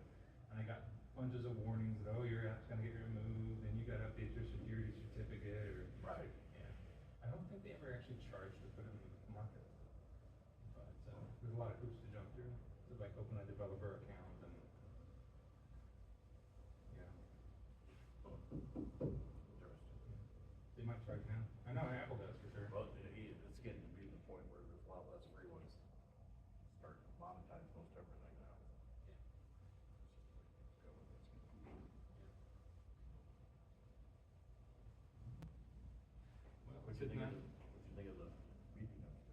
stairs. Kind of felt same old, same old. I mean, I've gotten so used to them at this point, it's hard to tell one apart from the other. Well, I think they similar to that, and I. The rooftop thing threw me for a loop too. I'm thinking, is she advocating for Yeah, tiki bars or that terminology kind of drives me crazy too, just call it what it is, Yeah. so it's Building. residential, whatever. Actually, it occurred to me, the more buildings, the more floodwater is gonna, during a rain, because if it's not grass, it's gonna roll off the gutter and go into the storm drain. So this might counteract the flood mitigation to a degree. So, I don't know. We'll see. That's for experts that make more money than I do though. Yeah. Brian always tells me that it doesn't matter because it's close to the stream, so it's good to add more water quickly. And I'm like, that's what flash flooding is. Yeah. So, oh.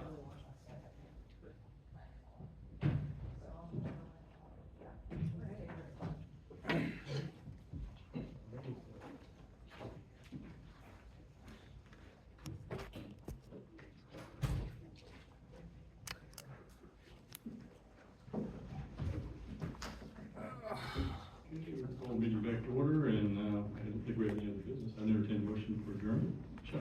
Mr. Mayor, move that we adjourn. We have a motion. I'll second that. We have a motion, second, Madam Clerk. All in favor? Aye. Meeting's adjourned.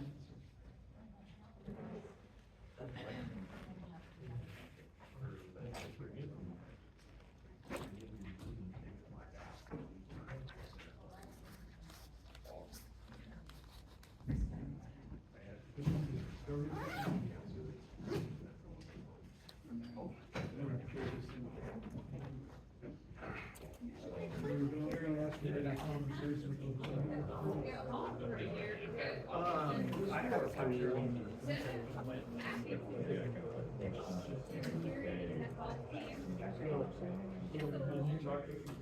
Yeah.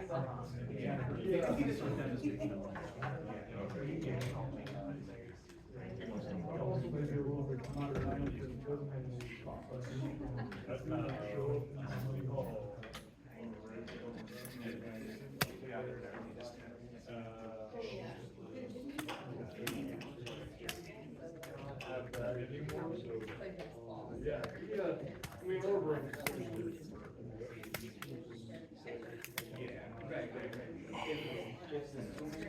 Surrounded by the deck that's attached to the house to thatch now. That was, you obviously had to make money. Yeah, right, but that's. Oh, yeah. Yeah, right. It's just, yeah, plan.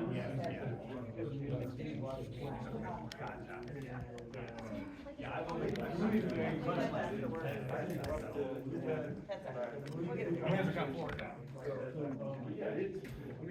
Bob, I wrote you to ask to put that on the agenda. Yeah. About the hotel that's not paying the property taxes. Yeah, that's fine. Is there a reason you didn't put it on there? You feel like allegiance with other property tax cheats? Do you? Okay, well, guess there's the answer.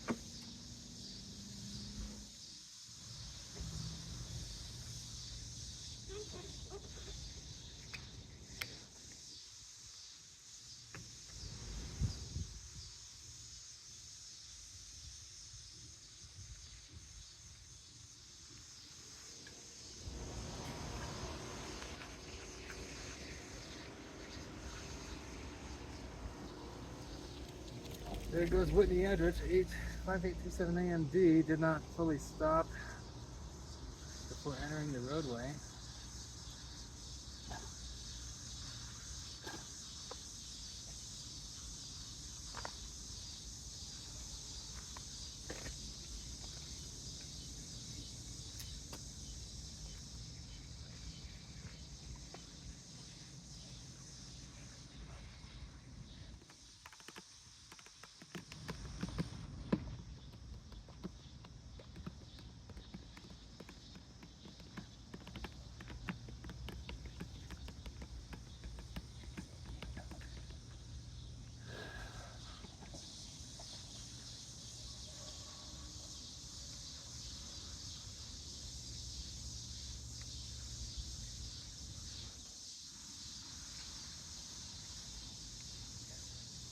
Current time 20:06, Monday, July 27th, 2026.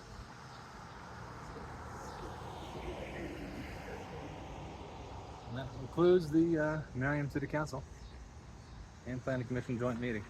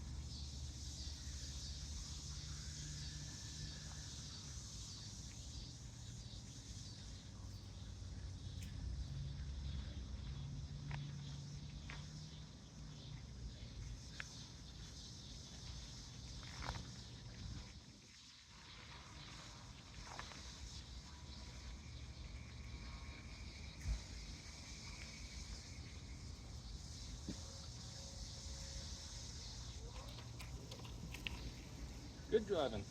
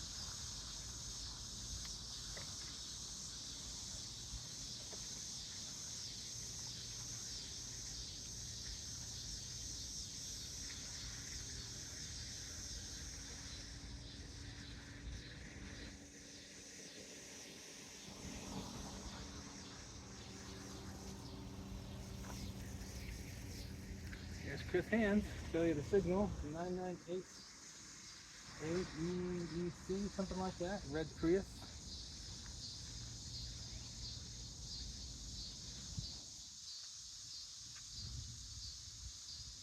Failed to stop completely. Current time is 8:10 Central, Monday, July 27, 2026.